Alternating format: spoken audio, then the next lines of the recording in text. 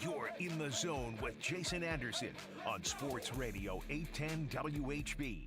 I think we beat the young guys up over the week to understand what type of level of play we need from them and the expectation playing playoff football in Arrowhead, Giha, wherever stadium.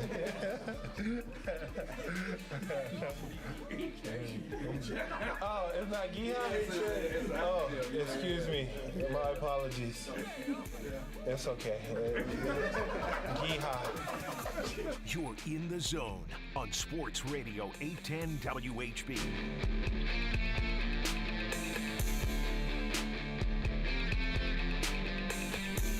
All right, a Monday edition of The Zone right here on Sports Radio 810 WHB. Jason Anderson with you, Jack Johnson, Dylan Michaels, heading up until 2 o'clock. We've got you the next 4 hours heading up to the program. They will head into the Central Bank pregame show at 5 o'clock, and then Royals and Yankees Game 2 at 6:38, first pitch tonight. You can listen to it right here on Sports Radio 810 WHB. We will talk with Josh Kaiser coming up at 11:30, One Royal Way podcast, get his thoughts on this Royals team. Down 1-0 in the series. But Cole Reagan's on the mound against Carlos Rodon. We'll talk with Field Yates coming up at noon. Get his thoughts on the Chiefs and Saints in action tonight. It is a 2 TV night, a split attention night for Chiefs and Royals. Mick Schaefer, we'll talk with him. He is in an oversized fruit from a tree right now, otherwise known as the Big Apple. He's in Manhattan. He's in New York. He's getting ready for Game 2. Yeah, Jeets, the Core 4. We'll talk with Mick coming up at about 1:20 or so and get some Learn Funniest Best with Mick Schaefer today, KSHB 41 sports director. He was there on Saturday night in New York, and he'll be there tonight as well. And then Wednesday for Game 3 of this series that hopefully is the, as they would call it, that pivotal Game 3 when it's tied 1-1. That's at 6:08 at Kauffman Stadium. So we know the Royals are back in Kansas City for playoff baseball on Wednesday. I'm planning on them being back in Kansas City Wednesday and Thursday. Thursday and an hour later. Thursday's a 7 o'clock first pitch, 7:08. They like these 8s, right? These magic numbers. 5:38, 6:38, 6:08. 7:08, first pitch for these teams in the playoffs. So today we've got 3:08 with Tigers and Guardians. Tigers getting dominated in Game 1 at the hands of the Cleveland Guardians. And then 6:38, Royals and Yankees. You know what 6:38 is in Mountain Time? It's 17:38 in military time. So I'm just saying. 17:38 Central Time. That didn't necessarily work for the Royals on Saturday. Maybe it'll work for Mountain Time for some reason. I'm not sure. 913-912-4810 is the text line to join us. 913-912-4810. Text line to be a part of the show. Yes, we will definitely talk some Chiefs today. We will talk some Royals today and weigh in at 913-912-4810 with your text messages. Royals do drop Game 1 to the Yankees 6-5. 5 lead changes in the game, which was, what, a postseason record for the most lead changes in one game. It felt like it was that back-and-forth game. It felt like the Royals had so many opportunities. I know the Yankees probably sitting there in New York talking about today how they had many more opportunities as well. Just like the Royals had opportunities, Yankees had opportunities to go and extend the lead or make it a laugher or blow this Royals team out. You know, the Yankees and their mistakes kept the Royals in the game, whatever it might be. I have no idea what they're talking about. But sort of depends on what lens you view the game in, and viewing it from watching it for, you know, here, being a Royals fan, and analyzing it and talking about it. Yes, the Royals had opportunities. Yankees had some opportunities as well. They had the bases loaded and nobody out in a tie game, and they ended up getting 1 run out of that particular, and that was a walk. I mean, the Yankees brought 8 men to the plate in the 5th and scored 2 runs. I mean, they can look at that and go, how, with this offense, with relievers that couldn't find the strike zone, do you send 8 guys to the plate and only score 2 runs? Well, you get a strikeout, you get a pop-up, you know, with the bases juice. Those things happen.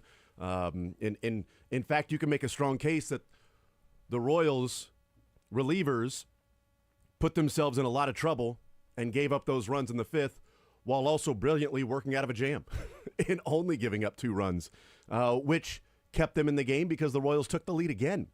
And it wasn't until, you see the Jazz Chisholm run come around to score, which we can certainly talk about. But, Jack, your reaction takeaway from the game, like I felt that I'm confident. I feel good about this Royals team after game 1, even though they could have won that one because they were hitting Garrett Cole. This was not they lost 2-1 and the offense was struggling and they weren't putting anything together. They had opportunities. They had a pop-up home run by MJ.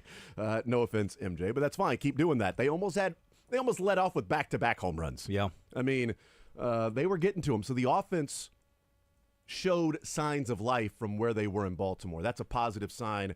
And they got to Carlos Rodon earlier, a month ago when they were in New York. 5 innings, 4 runs that Carlos Rodon gave up. The Royals ended up losing that game 10-4.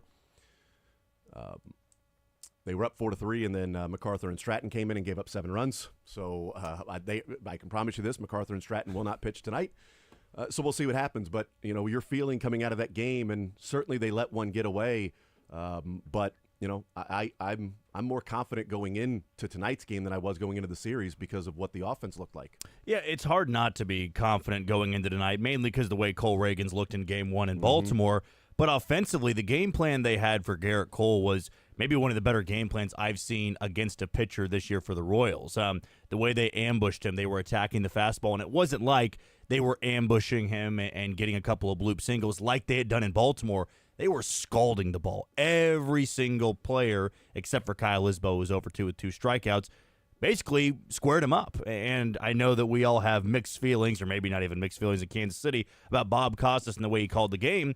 But I remember after, I think it was Tommy Pham's single, it came after the Royals had taken the lead again, right after the Yankees had taken a 2-1 lead. And he said something along the lines of, Garrett Cole looks all out of sorts right now. And this is a guy who's one of the best ALDS pitchers that we've seen in the last 20 years, really. He's undefeated. His ERA was in the 1s, and the Royals pounced on him. Michael Massey, first pitch of the game, pounced on him and nearly hit one out. So you got to feel good about the offense, and you know that this pitching staff is probably not going to walk 8 guys again in this series. I think it had a little bit to do with the tight zone. I think it also had to do with some guys being amped up. It's a different environment, and what Baltimore did that helped Angel Serpa out in his outing, what helped a couple other guys out, they were freely swinging, where the Yankees were kind of playing to the strike zone and saying, hey, if it's not right there, we're not swinging.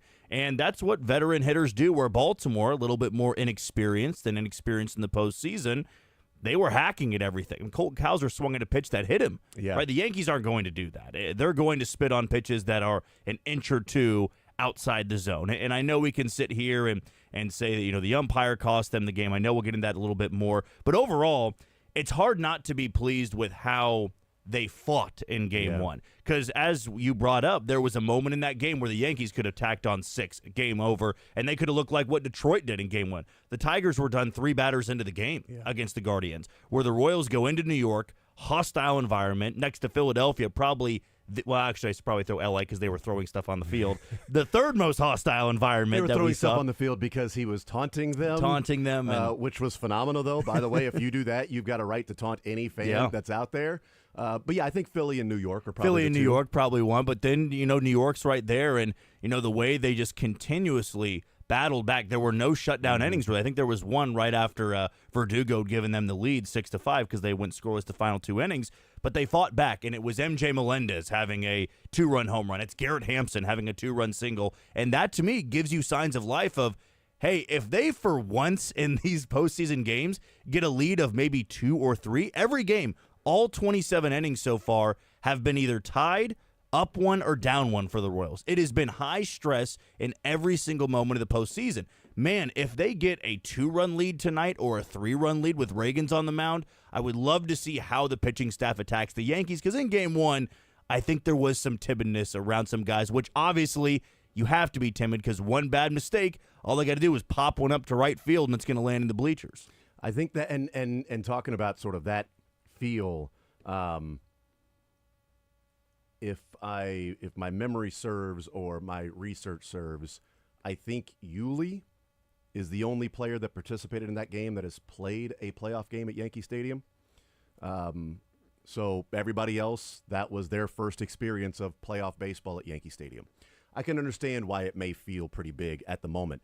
And some of those relievers, too, like Sam Long, Angel Zerpa coming in those moments with the crowd on top of you screaming, and it's the pinstripes that are up there. There's the history that goes behind it. That can't happen tonight, though. You've experienced, you've done it. Get out there and pitch. And, Zerpa, and you're right about, free swinging at some bad pitches, and Colton Cowser swinging at a pitch that hit him where, Zerpa made a fantastic pitch to Aaron Judge on 2-1. That was the slider low and inside that I think might have been called a strike because it was right there on that corner when Aaron Judge swung over the top of it to make it 2-2. And then a couple of pitches later, after a ball and then a foul ball, he looked like he tried to throw that same slider, only it went to the back foot of Judge. And Judge really didn't give much of an attempt at it because he saw that thing was coming down pretty low and inside. If it was near where the previous one was on the 2-1 pitch, maybe Judge fouls it off. Maybe he swings over the top. I don't know. But, the Royals, this new thing in baseball where we're calling it competitive pitches. It wasn't really a competitive pitch. That didn't feel like the way that Zerpa had been pitching in moments like that. He'd been, well, we haven't seen him in a moment like that. But throughout the season and against Baltimore, he was spotting a number of his pitches, and that one, wasn't necessarily a competitive pitch. Schreiber's walk was about an inch away from being strike three, and it wasn't. It was a walk, and it walks in a run. But he had that, two-seamer that was working back in against the on the outside part of the plate against righties, and he just missed. He just threw it just a little bit too far outside, and it worked back, but not enough. And it's a walk, and you've got to be a little more fine in those moments. You put yourself in that position. What did you think of the decision to pull Mike Wacha in the game at that moment and go to your bullpen? I think you had to because, he had been fine, but also didn't have his sharpest command. And, in the postseason, you can't always expect a guy to battle his way out of it. And, he had gotten out of a jam in the first inning when it was second and third, nobody out. That was huge. But then he gives up the 2-run home run in the third inning, I think it was, and then just continuously fought his command. And when you have a rested bullpen and the bullpen looked the way they did against Baltimore, it's hard not to make that decision because I believe he walked Gleyber Torres to lead off that final inning he was in. Yep. And then you got Juan Soto coming up, who had been on base twice against Wacha. Yes, in hindsight, you go, man, you roll him into a double play, you get him to pop up. It's just, I think personally in this series, the toughest guy to get out won't always be Aaron Judge. Not just because of the postseason numbers. Juan Soto, I think it's Juan Soto, is one of the hardest hitters to get out. Even though he's hitting sub 300, it's because he walks so much. He's got so much power. He's not going to swing over the top of stuff. Whereas Aaron Judge, he will strike out a handful of times. And so that's why I think Matt Quatraro, because of what Angel Zerpa did in Baltimore, said, hey, we got a hard-throwing sinker ball pitcher. Let's get him in here, try to get Juan Soto to hit one hard right at somebody, preferably Michael Massey, and you get the double play ball there, and then Aaron Judge is up. Yes, he can tie the game, but it's 2 on, nobody out. You would take that scenario 99 out of 100 times against Aaron Judge. So I don't hate that decision, mainly because Wacha, like Lugo, and probably like anybody else in the rotation with the exception of Cole Reagans, I'm fine polling early. Even as good as they were in the regular season, they do not have the electric strike 'em out stuff that Cole Reagans does. Cole Reagans wasn't pulled in Baltimore in Game 1 because he knew that, hey, if he gets to Gunnar Henderson here, I think he could strike him out with the lefty-lefty look. He also can get James McCann out. He did both of them by way of the strikeout. I don't think you look at Michael Wacha in that spot and go, man, he's going to punch out Juan Soto and Aaron Judge. Now, different scenarios that Cole Reagans was in, but to me, I don't hate the decision because in the postseason, you got to have a quick hook if somebody is starting to show that lack of command. I'm with you. I didn't have an issue with it. I know there were a lot of people that did, and there were a lot of first guessing. So I saw a lot of people, it wasn't after the bullpen walked a number of other guys with, Zerpa coming in and Schreiber coming in and walking 2 runs in. It was before that. There were a lot of people that said, why are you pulling Wacha here? I was okay with it. It was the third time through the order.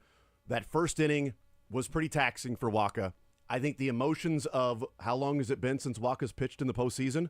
I mean, a damn decade almost. Like, it's been a while, I think, since he's pitched. In fact, let me check. 9 years, I think. 9 years. 2015, and it was out of the bullpen. Yeah, right. It's been that long since he's pitched in the postseason.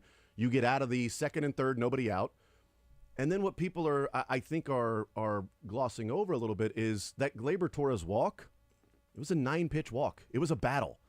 I mean, and now you've got Soto coming up, and you've got Judge, and if you've got Wacha that's maybe a little tired and now facing Soto and Judge for the third time, and yeah, he's got Judge's number. Okay. You know, he has historically in his career. But you've got Soto up there with a man on first, and you're up by a run, and your bullpen has been lights out. Like, they're in this spot because their bullpen was amazing in Game 1 and Game 2 against the Orioles. And then to say, why would you go to the bullpen? Because it's been awesome. It's been something that they can rely upon. They didn't come through. That's on Zerpa and Schreiber to come through in those moments. The players have to also perform in those moments.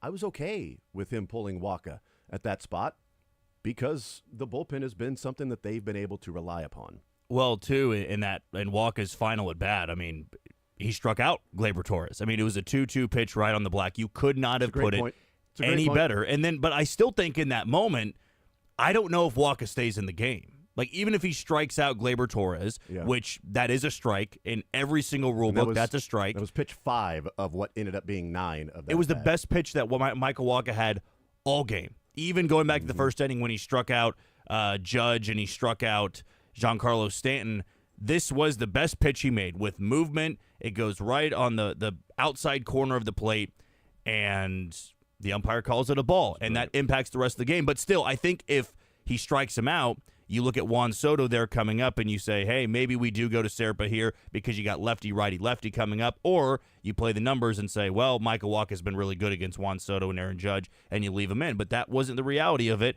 and you just hope that going into tonight, it's not as tight of a zone, because to me, when you have that tight of a zone, you're asking guys to be perfect, and for a Royals biased view, they have far less perfect guys coming out of the bullpen than the Yankees do. Well, it was a tight zone at times.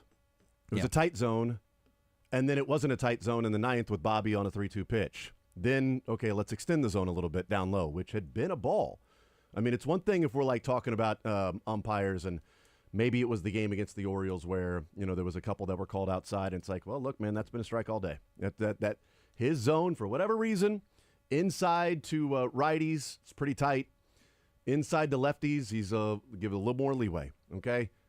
That happens. But you've got pitches that were balls and then called strikes, and it was tight, and then it extended, and then opened up the strike zone a little bit. Yeah, that's annoying. Just have a consistent strike zone so you know what is a ball, what is a strike, and those hitters can come up there and do that. Like, yeah, there was a couple of plays that, don't go your way. I think Juan Soto striking out as well, that pitch was high, and then it was called a ball on Bobby Witt, and you heard the chirping from the Yankees dugout quickly in the ninth when I think it was Soto that struck out in the bottom of the eighth on a high pitch. And it looked pretty much the same spot for Bobby, and it was called a ball. And you saw the umpire immediately look over to the dugout, and then you saw Aaron Boone tell people to shut up in the dugout. I'm like, okay, well, the Royals got one there. And then they didn't get one on 3-2. Now, whether that was the umpire going, it's close enough, I'm going to give him a strike because I may have missed that one with Bobby earlier in the at-bat. But that's not how it works, man. You don't make a first pitch call and then make a makeup call at 3-2, if that's what he was doing or not. Look, the umpires weren't great. Jazz Chisholm was out at second, but they also don't need to walk 8 guys. Salvi's got to make a better throw. I mean, and he said after the game, it was in the dirt, scooped it, he grabbed it in his hand, and he didn't have a grip, and the dirt was there, and I just got to throw it. Got to throw it, didn't come out of his hand correctly, and he threw it high.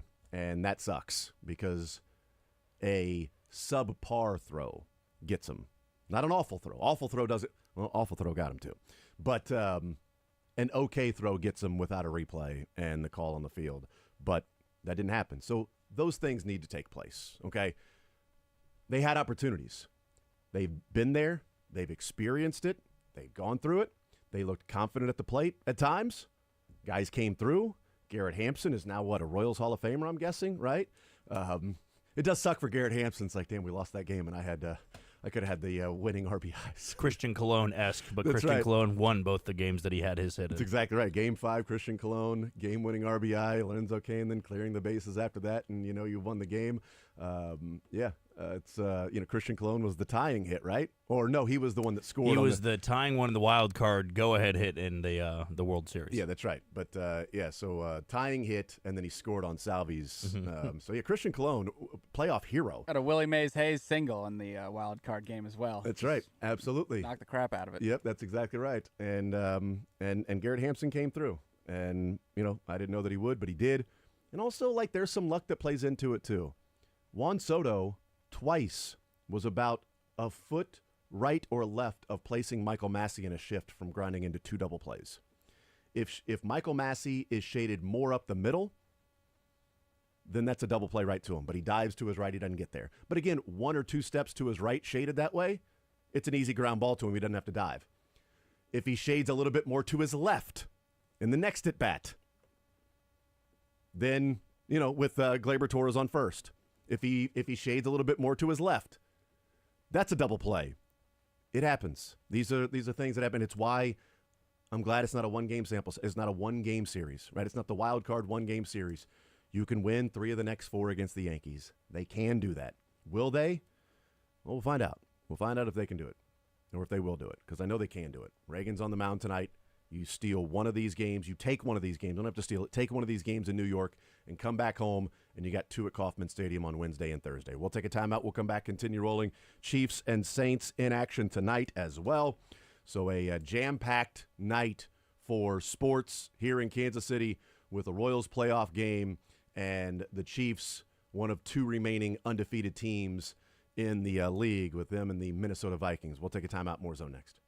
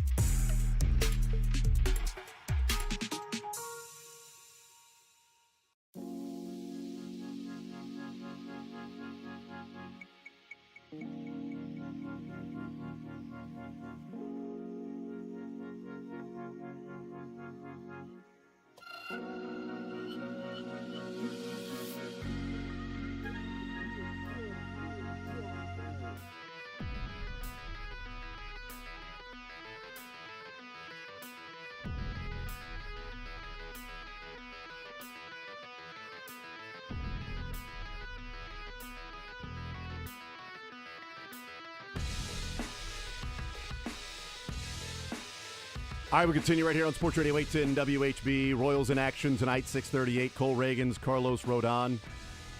Central Bank pregame show at 5 o'clock. Central Bank of the pregame show, 5 o'clock with Seren Petro, Curtis Seabolt, Mark Boerichter, Adam Dravetta. And then Royals-Yankees game 2 right here on Sports Radio 810 WHB. Do want to remind you that Major League Baseball playoff coverage on Sports Radio 810 is brought to you by Greenlight Dispensary. Check out greenlightdispensary.com for all premium cannabis products this playoffs. Post-game brought to you by, Christ, I can't find it, to hell with it. No, post-game is going to be brought to you by Jack Johnson. Jack Johnson, little post-game. Hey, how are you going to do post-game when the Royals and the Chiefs are playing? What are you going to do? How are you going to figure this thing out, huh? How are you going to handle those choppy waters, huh? Yeah, I haven't figured it out yet, but I will have a plan about how to do both. Everybody's got to play until they get punched in the mouth. That's Jack. true. Yeah, that's what it's going to be. I hope Dylan doesn't do that to you tonight. I know. I'm hoping not. Are you Fingers planning on crossed. punching him in the mouth, Dylan? No, but I wouldn't telegraph it either. So. Yeah. You just see me the black eye. Yeah, then on you'd the have a stream. plan. Yeah, because if I say I'm going to punch him in the mouth, then he will plan for it. So now, no, I'm wait not and going see. to. It's a great point. Don't telegraph that thing. But you got combined, right, to a degree? Yes. So if the Royals end, which they start 30, 45 minutes before. Roughly, 38, there's 22 plus 15 is 37. There you go. The kickoff's right at 15. Who knows? But about 37 minutes earlier. Yes. So if the Royals and Chiefs don't end at the same time, well, then we'll just have Chiefs post game. Or they do end at the same time, we'll just have Chiefs post game as usual. But if the Royals end before, as they should, we'll have Royals post game, then leading into Chiefs post game. Well, here's the thing. The Royals game against the Yankees was 3.5 hours. I know. It can't happen again. So if it's 3.5 hours tonight, those games will be ending at the exact same time. Now, in years past, you could be able to do a Chiefs post-game, be done with Chiefs post-game, and then the Royals game would end in Yankee Stadium. Because that game Saturday, 3.5 hours with the time limit, would have been a 5-hour game. Like, that felt like, No doubt. With the pitching changes, the walks, you'd have, Salvi coming out to talk to Zerpa a couple of times, Schreiber getting talked to.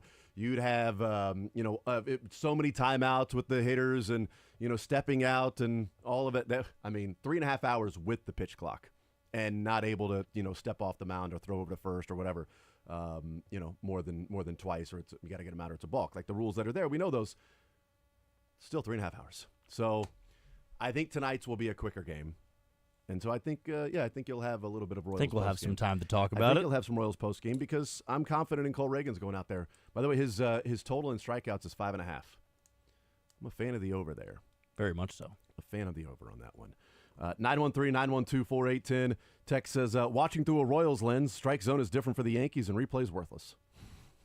I don't even think you had to watch through a Royals lens for the replay because it seemed pretty unanimous that it was an out at second base with Jazz. Like, I immediately went to Twitter to see what the reaction was, and obviously locally there was a lot of the same reaction, but nationally it was, there was space between the shot from center field was the best shot to me. It was the glove right when it touched the ankle/lower shin of Jazz and paused, and his foot and space between his foot and the corner of the bag at second base. That was the shot. That was like, okay, well, they got that shot. It's strike him out, throw him out. And that's going to be 2 outs. And then they came back with the call stands, which such a cop-out. Such an absolute cop-out for the call stands. You just didn't want to overturn it. You saw that it was there. You didn't want the controversy, so you just said it stands. Because the easy way to not have the controversy is to say, oh, there wasn't enough evidence, Because even Michael Lorenzen was said after the game that, I was planning on him being at second. I saw the replay. Whatever I think or not, I thought it was, I assumed it was going to be too close for them to overturn, so I wasn't even thinking about him being out. In my mind, there's a runner at second, and Jazz is there, and I got the strikeout, which is a great way to do it. That's how you should be doing it if you're the pitcher. But I think the only other person that thought he was safe was Jazz. who said, "Oh, I didn't. What are you talking about? I didn't think, it wasn't really close. Like, no, I was definitely safe. I told Massey the whole time I'm safe." And then Massey said, like, "Not sure what replay is for, because it looked pretty indisputable on the video screen. If you can't overturn that, then what's the point?" Well, I guess you also couldn't overturn a home run fair foul call. You also couldn't overturn the fan interference in Cleveland, which was an obvious fan interference in Cleveland. Couldn't overturn those things. So why would you overturn this one?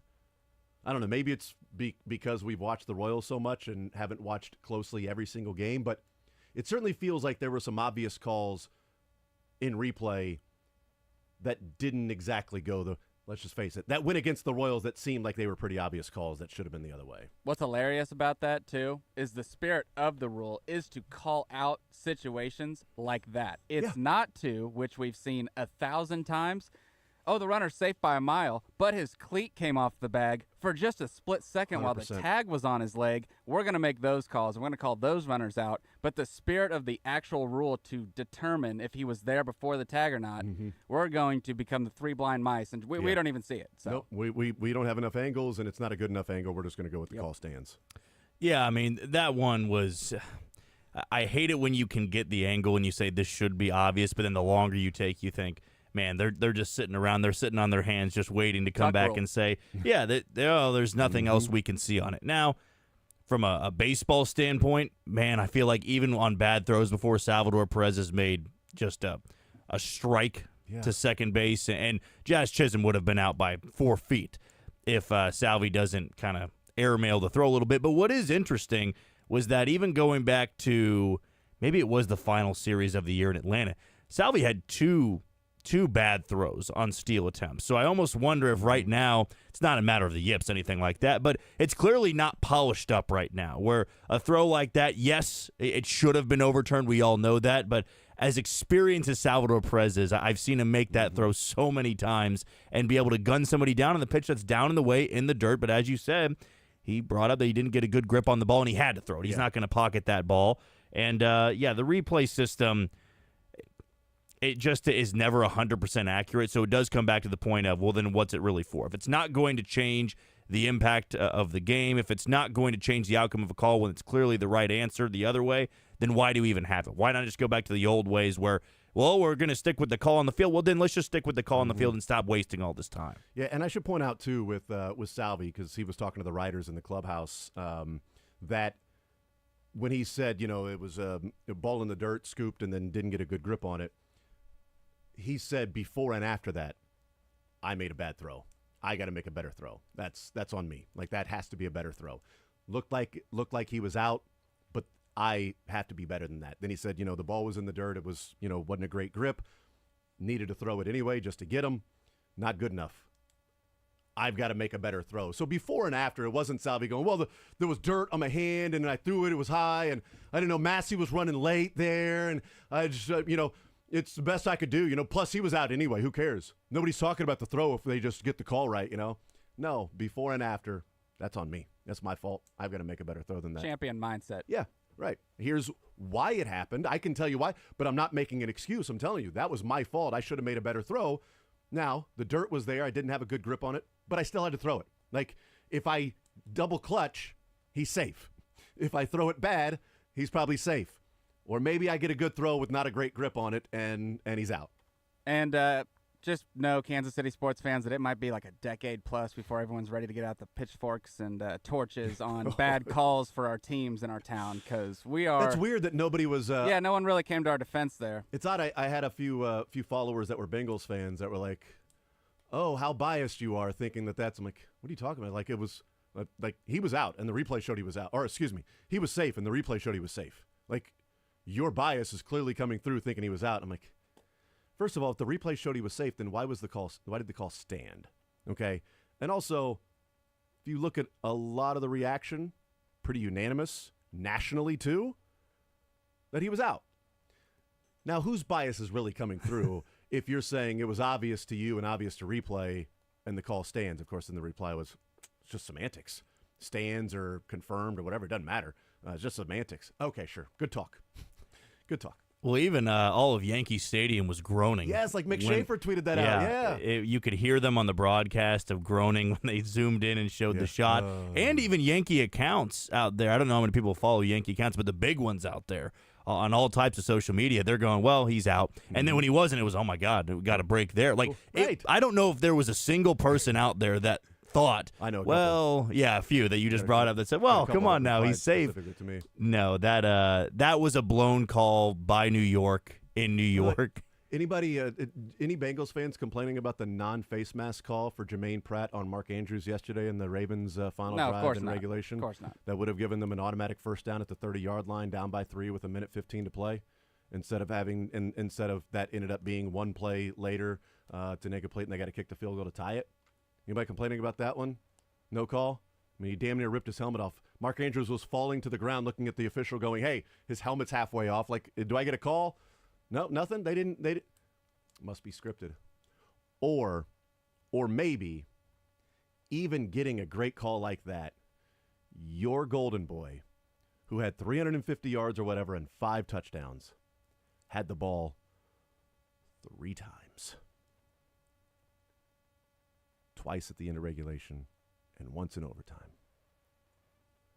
2 of those 3, you had the ball inside the 40-yard line of the Ravens, and you came away with not 1, not 2, not 3, not 4, not 5. Not 2, not 3, not 4, not 5, not 6, not 7.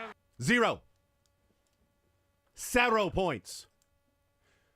Remember game 2, we had sad fans from Bengals, and the sad fans said Joe Burrow couldn't close out a bar tab, let alone a big game? That was a Bengals fan, and you know what I thought about when Joe Burrow threw that interception with 2 minutes and 40 seconds to play, and the Ravens with 1 timeout left, and it was, 2nd down and 15 because Orlando Brown false started, and Joe Burrow threw that interception, up 3 at the Ravens' 35-yard line? I remember that guy saying he couldn't close out a bar tab. Then they got the ball back with 1:30 to play and 2 timeouts, tie game, 3 and out. Then they got the ball after the fumble, 3 and out, missed field goal. That's the most egregious. The guy can't close out a bar tab, let alone a big game. I agree with that Cincinnati Bengals fan.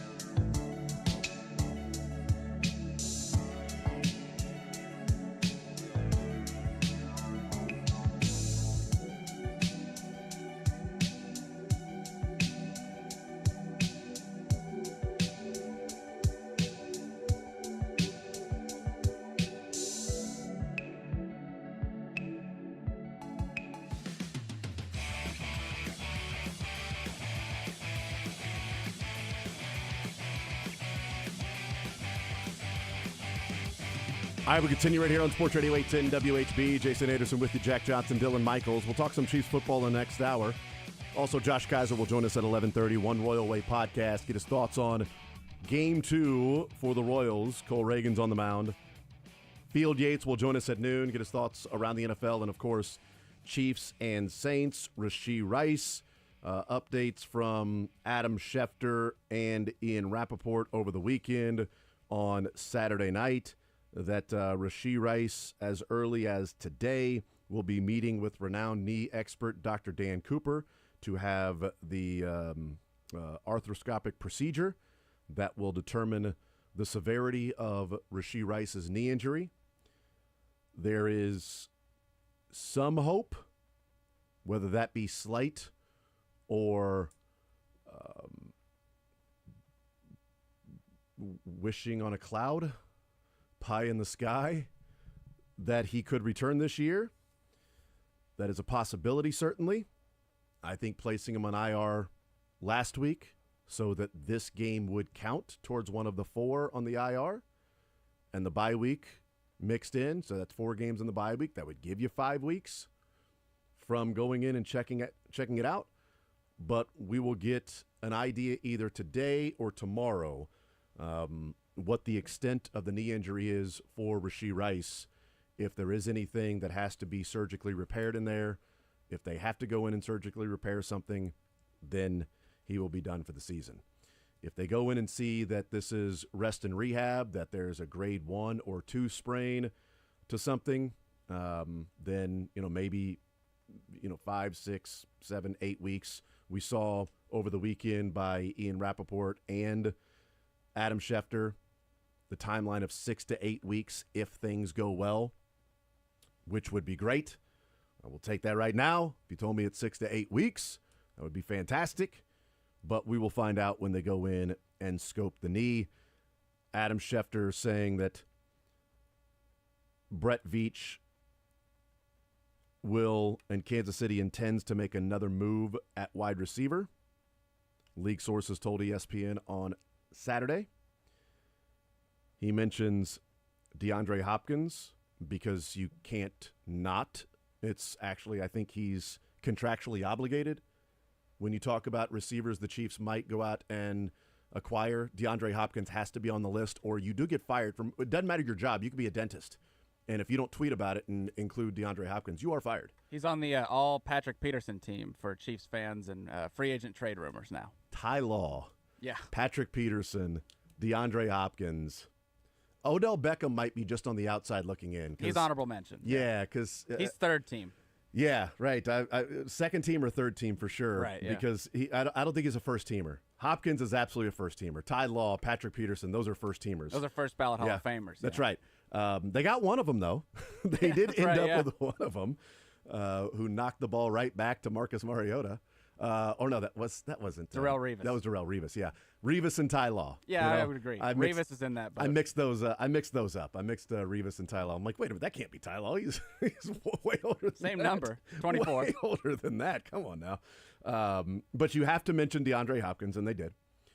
He mentions Devontae Adams only in the connection with if Devontae Adams is traded to New York, then the Jets may be interested in trading one of their other receivers to the Chiefs if they acquire Devontae Adams.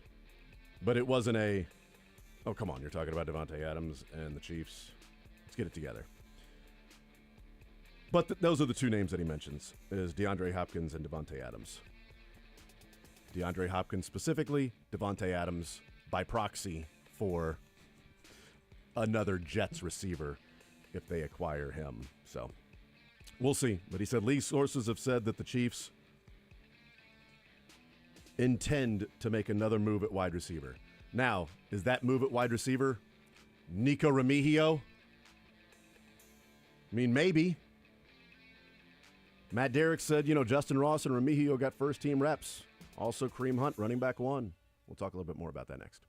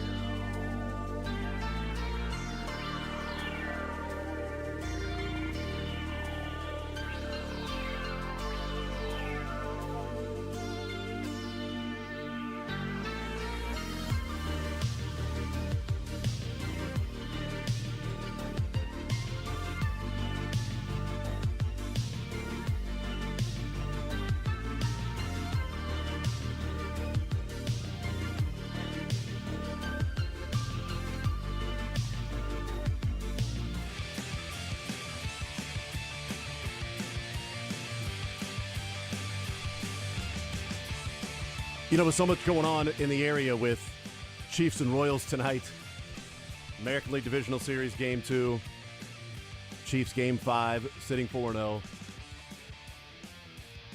Can't really even get into much conversation about how crazy college football was over the weekend and the bloodbath that was the top 25 in college football. And man, I'll tell you what, Missouri may have had a tough day, but it would suck to be Alabama. Oh, man.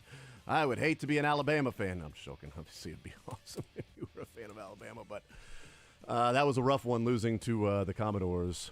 You know, anchor down. Vandy somehow defeating Alabama. And we were at Sterling's wedding reception on Saturday night. And Todd kept asking, hey, will you check and make sure that's a final? Did Alabama lose to Vanderbilt? Will you check again just to make sure that Alabama did lose to? It's like 10 minutes later. Randomly toss. Hey, will anybody check? I heard Alabama lost to Vanderbilt. Will you check and make sure that I didn't just dream that? Can somebody check that out as well? It was a shocking result. There were a lot of those over the weekend. Washington got payback on Michigan. Ha ha! They clearly won the most important game that was played in this calendar year. Washington over Michigan. So, you know, if you ask me, they're 1-1. Why do people care about the first game? Every game counts, right? Every single game counts. They lost the first one. Yes, that's fine. That happens. But they came right back and won this one. You know, I think they should split the national title now because they did that. And then I thought it was cool that Missouri got 2 bye weeks. I thought their second bye week was later on this year, but they went ahead and took 2 bye weeks in a row. And then they're going to get 1 in 4 weeks as well. So that's cool. It's nice of them to take 3 bye weeks just to rest up for the UMass game. You know, you don't want to overexert and show everything that you have against A&M when you've got UMass on the horizon. So you want to save some of those good plays for UMass. You want to make sure you spend all of your poorly coached penalties in the game against A&M that doesn't matter at all. So you can look crisp and clean and fresh against the Minutemen, and, of course, Kansas not pulling out the victory against Arizona State and now sitting 1-4 and 0-3 in conference. 1-5, excuse me, and 0-3 in conference. It's been a odd year. Fitting. Royals are winning in the playoffs. Chiefs are undefeated. And KU's 1-5. College football's been nutty, man, this year.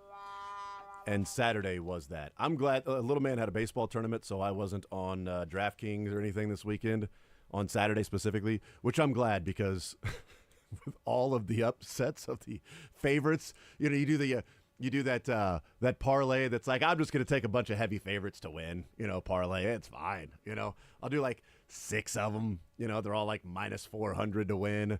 You know, I'll bet $10, win like 25. It's all good, you know, no big deal. It's all good. And then, you know, you get like one right because of this week. There's always that one weekend where you just get destroyed. And the books make a lot of money because typically the $50 players, as Fat Jack likes to call them, I like to call them the $5 players like myself. A lot of times you're putting money on the favorites to win or cover. And it was a rough day in college football. 913-912-4810. 2 different reporters out there saying the Chiefs are interested in trading for a wide receiver. You've got Ian Rappaport and also Adam Schefter. Adam Schefter saying that league sources say they, quote, intend to trade and acquire a receiver. Ian Rappaport saying that no matter the results of Rashee Rice, they are still going to be looking to acquire a, you know, receiver of some sort. We'll see what happens. They've got $5 million into the cap, so it would have to make sense. Amari Cooper's been talked about. That makes sense. The Cleveland Browns are scuffling, struggling, coming apart at the seams. It looked like Deshaun Watson quit on his team and just walked off the field on 4th down, but in reality, there were 12 men in the huddle, And when he turned around and he saw that they were going to accept the penalty and they weren't going to then go for it, he just walked back to the sideline. He just happened to be the only one walking back to the sideline at that time. And the rest of the 11 guys that were there then left in the huddle were saying, they're going, what the hell's he doing? What's going on? Well, I know there's 12 men in the huddle. There's a flag right there. We're going to go ahead and, take the penalty, or at least there's going to be a penalty, and we're, not going to be able to go for this on 4th and goal. So I'm walking off. But it did look bad when he walks, and then there's a quick little interaction with him and Stefanski, and he continues to walk on by him. Bo Nix's interaction with Sean Payton was interesting, and Bo Nix saying that, he just said, I love you. They just said, he said, I love you, and I said, I love you too. They said it very demonstratively, obviously, very theatrical in the way that they said, I love you. It didn't look like I love you. Maybe they were miming, olive oil, like you would do when you were in like elementary school. Did you say I love you? No, I said olive oil. Why would I say I love you? I don't like you. Did you say I love you back? Oh my God, you love him? Oh my God, Jessica loves him. She said I love you. No, I didn't. I said olive oil too. It's never happened. I'm just making that totally up. It's never happened before. But yeah, that going on. So we'll see what happens with Rashee Rice. Kareem Hunt has been. He will be running back 1 tonight. And the Chiefs have until 3 o'clock today. Matt Derrick tweeting this out this morning. Chiefs have until 3 o'clock today to make any practice squad elevations, which Remigio, Justin Ross. And if those guys were getting first-team reps, then I would guess, we mentioned Justin Ross when he went down. Like, all right, if you're talking about the Saints, Justin Ross seems like the obvious candidate for him to be elevated. Well, with Mecole Hardman's knee injury and more than likely not playing tonight, maybe you get them both. Maybe you get both Remigio and Justin Ross elevated, which means that there's a lot on the plate of Xavier Worthy, Juju Smith-Schuster, Justin Watson, and Travis Kelce. And 2 of those guys, we would not have been surprised to say, oh, yeah, those guys have to step up and play well before the season started. But adding in Juju and Justin Watson, I feel a little bit better about that than saying Kadarius Toney, Sky Moore, MVS by saying Juju better than those 3 guys, because I trust Juju that'll be in the right spot and will catch the ball. He won't get the yak that Rashee Rice has, but he's still a big-bodied guy. I think he can run those routes and he can catch it. But Travis Kelce is also running those same routes. So this could be another big day for Travis Kelce coming up tonight. We'll find out who they elevate. But I'm going to guess both Ross and Remigio are elevated in the practice squad tonight. What a huge night for them, too. I mean, a lot of guys that are trying to make a name for themselves, make an impact in this offense. This is maybe the best chance they've ever had. Even last year, when you had a struggling and underperforming wide receiver room, Rashee Rice and Travis Kelce were still giving you a lot of that. Now it's mainly just Travis Kelce that's done it before at the NFL level. Xavier Worthy's somebody that can do that. We haven't seen him do that, though, yet. He's only been 4 games into his NFL career.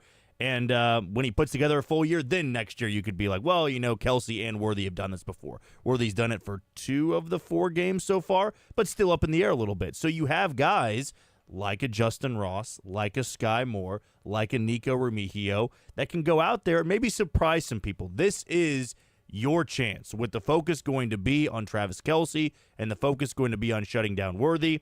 Yes, I would say then the next men up would be Justin Watson and Juju Smith-Schuster, but still, there could be a big moment or 2 or 3 that one of those guys could make an impact play. Now, are they going to design plays for them? Probably not. They did that last week for Sky Moore. He dropped the ball. So I don't envision Andy Reid drawing a play for Justin Ross or Nico Remigio, but they do have a chance in this game because of how depleted that group is injury-wise to make some sort of a big play or have a big moment. And I don't think there's ever been a better spot than this one. Prime time, the focus is going to be on other players because they don't believe you can make that big play. So excited to see if they will be involved tonight. Well, I should say there's probably going to be one or the other because thinking back, Jody Fortson was elevated to the active roster. So that means there's 1 spot open, which is not going to go to Clyde. So that 1 spot open, is it going to be Remigio or is it going to be Justin Ross? Without Mecole Hardman and with Juju and, Justin Watson, Travis Kelce that can run those routes, I'll guess it's probably Remigio because if Mecole Hardman's not there, you're probably looking for a kick returner, punt returner too, to be available to play. whether that, ends up being Sky Moore at times with a kick return. And Dave Toub saying that the Saints, 70% of the time, they're kicking it to where there's returns. So 70% of the time, there are kickoff returns 100% of the time when they are kicking it off. So you're going to need a kick returner in the game tonight. With Jody Fortson being elevated on Saturday to the active roster, leaving one spot open, I'm going to guess they elevate Nico Remigio. And now you've got Kelsey, Gray, Wiley, and Fortson at tight end, and Fortson not necessarily being your traditional tight end, sort of being your bigger, taller wide receiver. They're looking at different ways to incorporate, and they've had a week to game plan without Rashee Rice, which helps rather than game planning all week when Travis Kelce said last Wednesday, the focal point of our offense is getting the ball to Rashee Rice. And on the second drive of the game, he's gone. All right, the focal point of your offense is now what? Well, it turned out to be Travis Kelce then. Nothing wrong with that. And Kareem Hunt. Well, Kareem Hunt is running back one tonight. He'll be starting, even with the shoulder injury that thankfully wasn't as bad as they initially feared. But then who else? Is it just Travis Kelce and you find ways to get Xavier Worthy involved? I don't know. Somebody's going to have to step up and make a big catch somewhere along the line, whether that's Justin Watson on a third down play, whether that's, Samaje Perine on a 3rd and 6 and he catches the ball and breaks a tackle and picks up a first down, or it's Noah Gray, Juju. Somebody tonight outside of Kelce and Worthy is going to have to actually secure a football that's thrown their way in a big spot. And I don't trust if that was Sky Moore, Kadarius Toney, or MVS to do that. But they're going to need somebody to do that tonight. And we'll see if that person actually steps up when that opportunity is there. Sky Moore did not last week. Well, I also think, too, with Sky Moore, is maybe the impact's not going to be catching footballs as a wide receiver. Maybe this is his chance to shine as a special teamer, because now I don't think you want to put Worthy back there returning punts because he's your number one wide receiver. Mm-hmm. You can't afford another injury there. So with Hardman out, this gives Moore the opportunity to return kicks, to return punts. Now puts you in a vulnerable spot where if you screw that up, all of that, anger and pressure is going to be put on you. Yeah. But that's the reality of the situation right now. If I was to put money on somebody making a big catch tonight or having a big play, I'd imagine it'll be Noah Gray, because all of that focus is going to be on Travis Kelce, probably not even so much on Worthy. I think they feel like with their cornerback group, you don't obviously want to get in a one-on-one situation. You might want to try to bracket him a little bit, but they're probably more so fearful of Travis Kelce doing damage than Worthy, because Worthy might beat you on that one play, get behind somebody with busted coverage, and he has a touchdown that play. But now there's more of a book out there on him. Noah Gray could be almost that silent assassin type where they're putting two guys on Travis Kelce. They're worrying about bracketing Xavier Worthy, and now Noah Gray becomes open time and time again. Same thing for Justin Watson. Might just be easier and maybe some zone coverage for Noah Gray to sit down in the middle and have not just one, but maybe a couple of big catches tonight, because we know that Patrick Mahomes does trust him. He's gone to Noah Gray in a couple of big spots tonight, and if I'm going off the last couple of games, I would maybe pinpoint him as the game changer tonight and the one that could get this offense over the hump with all the injuries they've suffered. No, I like that. I think they're going to have to find ways to get different people involved. And I went back. We were talking about this a couple of weeks ago. I think it was that.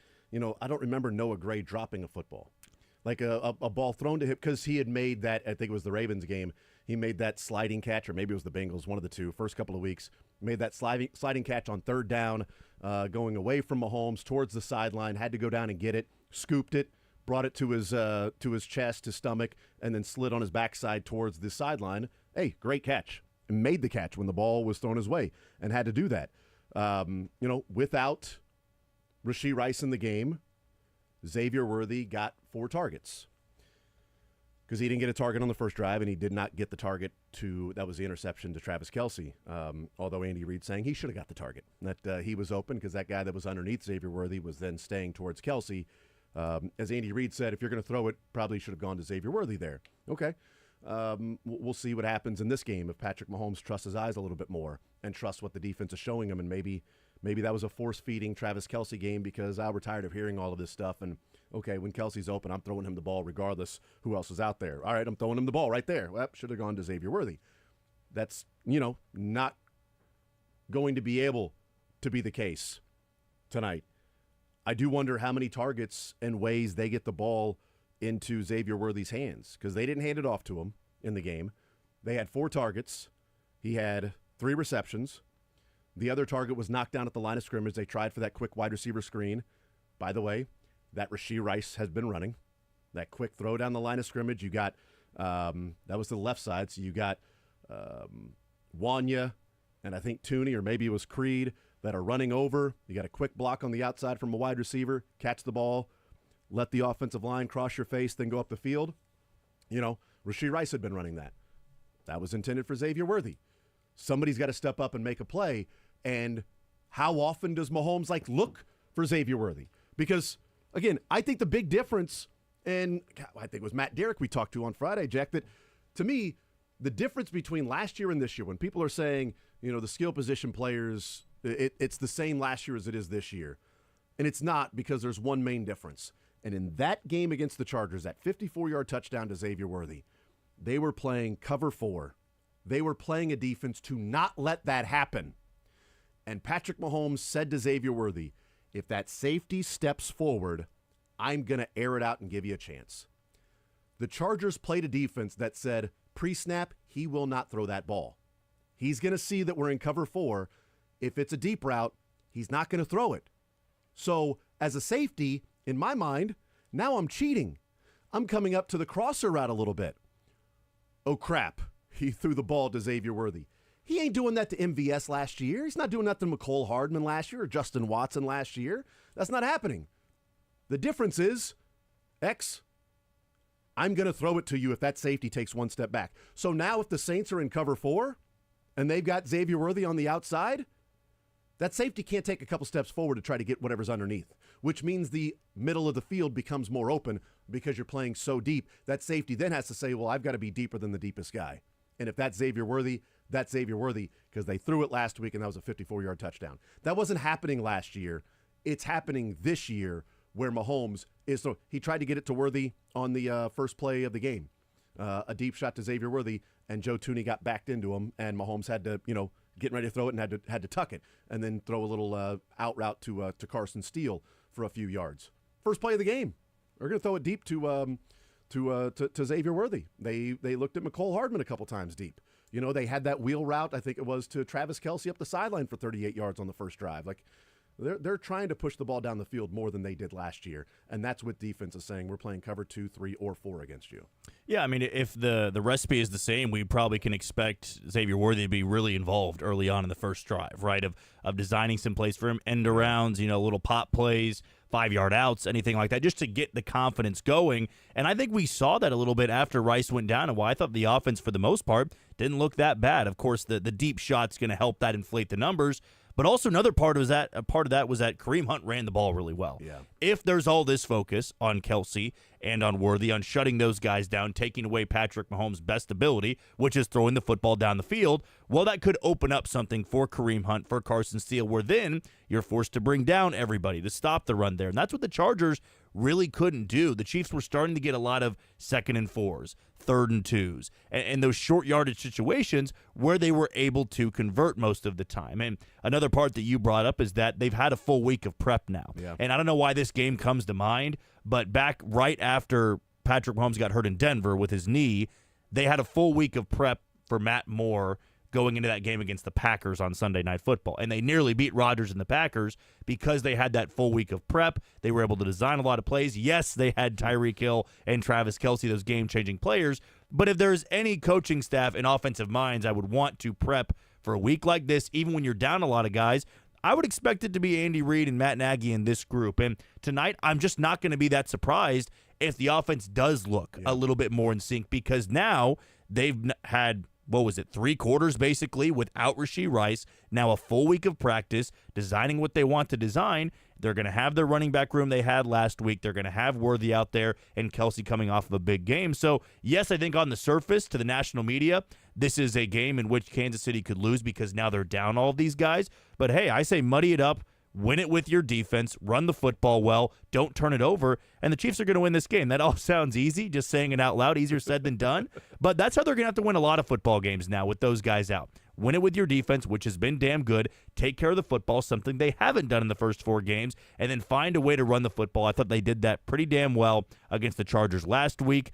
Probably is going to be a tougher test against the Saints because they have one less guy to worry about in terms of their game plan. I think it's a good point about the first 15, the scripted plays of getting Xavier Worthy involved and trying to find – because even if you're saying, well, Xavier Worthy doesn't have the full grasp of the entire playbook yet, we can have the full grasp of the opening script. You can have the full grasp of the first 15. So you can have them in certain plays and use them different ways to where maybe in the third quarter it's like, okay, let's go to this play that we haven't really installed, or Xavier Worthy may not be as familiar with this. Okay, well, this may not be a play to him, but these first 15, he's going to be very familiar of where he's supposed to be, where he's supposed to line up, and the route he's supposed to run. Yeah, if they can get him involved early, I think the Chiefs' defense will show out tonight. I think the Chiefs' defense is going to continue to show that they're one of the best in the NFL. To me, tonight is about whether the Chiefs' offense can get rolling early, and if they do, then covering the spread won't be an issue. If it's a struggle for them, then we could be watching a 17-14, 20-17 game out there at Arrowhead Stadium tonight. We'll take a timeout. We'll come back. We will continue rolling. We'll talk some Royals baseball. Josh Kaiser, One Royal Way podcast. Get his thoughts. The last time we talked to Josh, we were getting ready for the Baltimore Orioles and the Kansas City Royals Game 1. Oh, what has changed? How much baseball has happened over the last week? We'll talk with Josh Kaiser coming up next.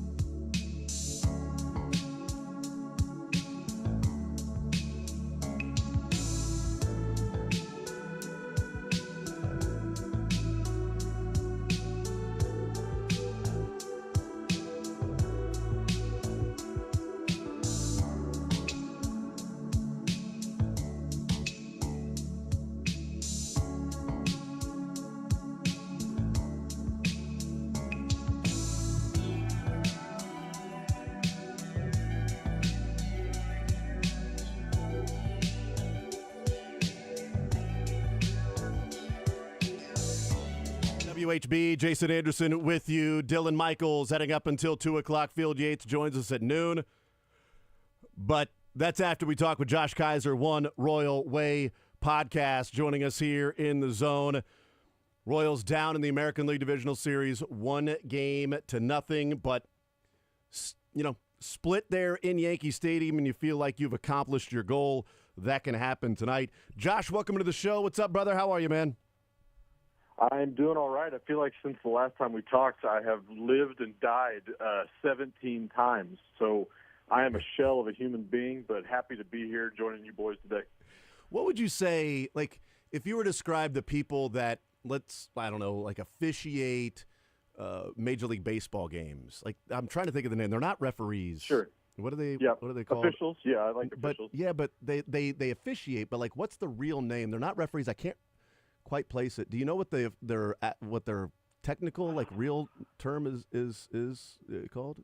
Yeah, I don't think they've officially named them. Oh, really? Honestly, Okay. I rule enforcers or Okay. hall monitors, I think is how it is. I haven't quite figured. They haven't quite got it down in baseball just yet, but they are a pretty new sport. So let's give them a little time to give them some actual labels. No, that's true. That's true. The other thing that I was wanting to know is what happens when you do something and you go back to check it over. You know what I mean? Is there a term for that? I'm trying to think of the correct term. If something happens and then you're you know what?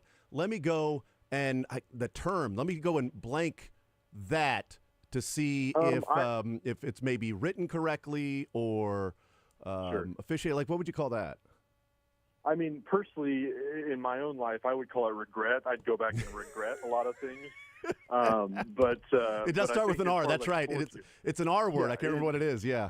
Samsonite. Samson. Yeah, and if somebody passes away unexpectedly, what would you call that? Like, is there a T word? I can't remember what it would be. Murder, I think, is murder okay, the right word? That's exactly right. Here you go. So we got officiating, regret, and murder, which you nailed it because you tweeted out, I'm going to go on the show, and I'm going to try to do it without saying words like umpires, review, and tragic. You nailed it. You absolutely nailed it. I think your attempt was, you did it. You said one. Theft, yay.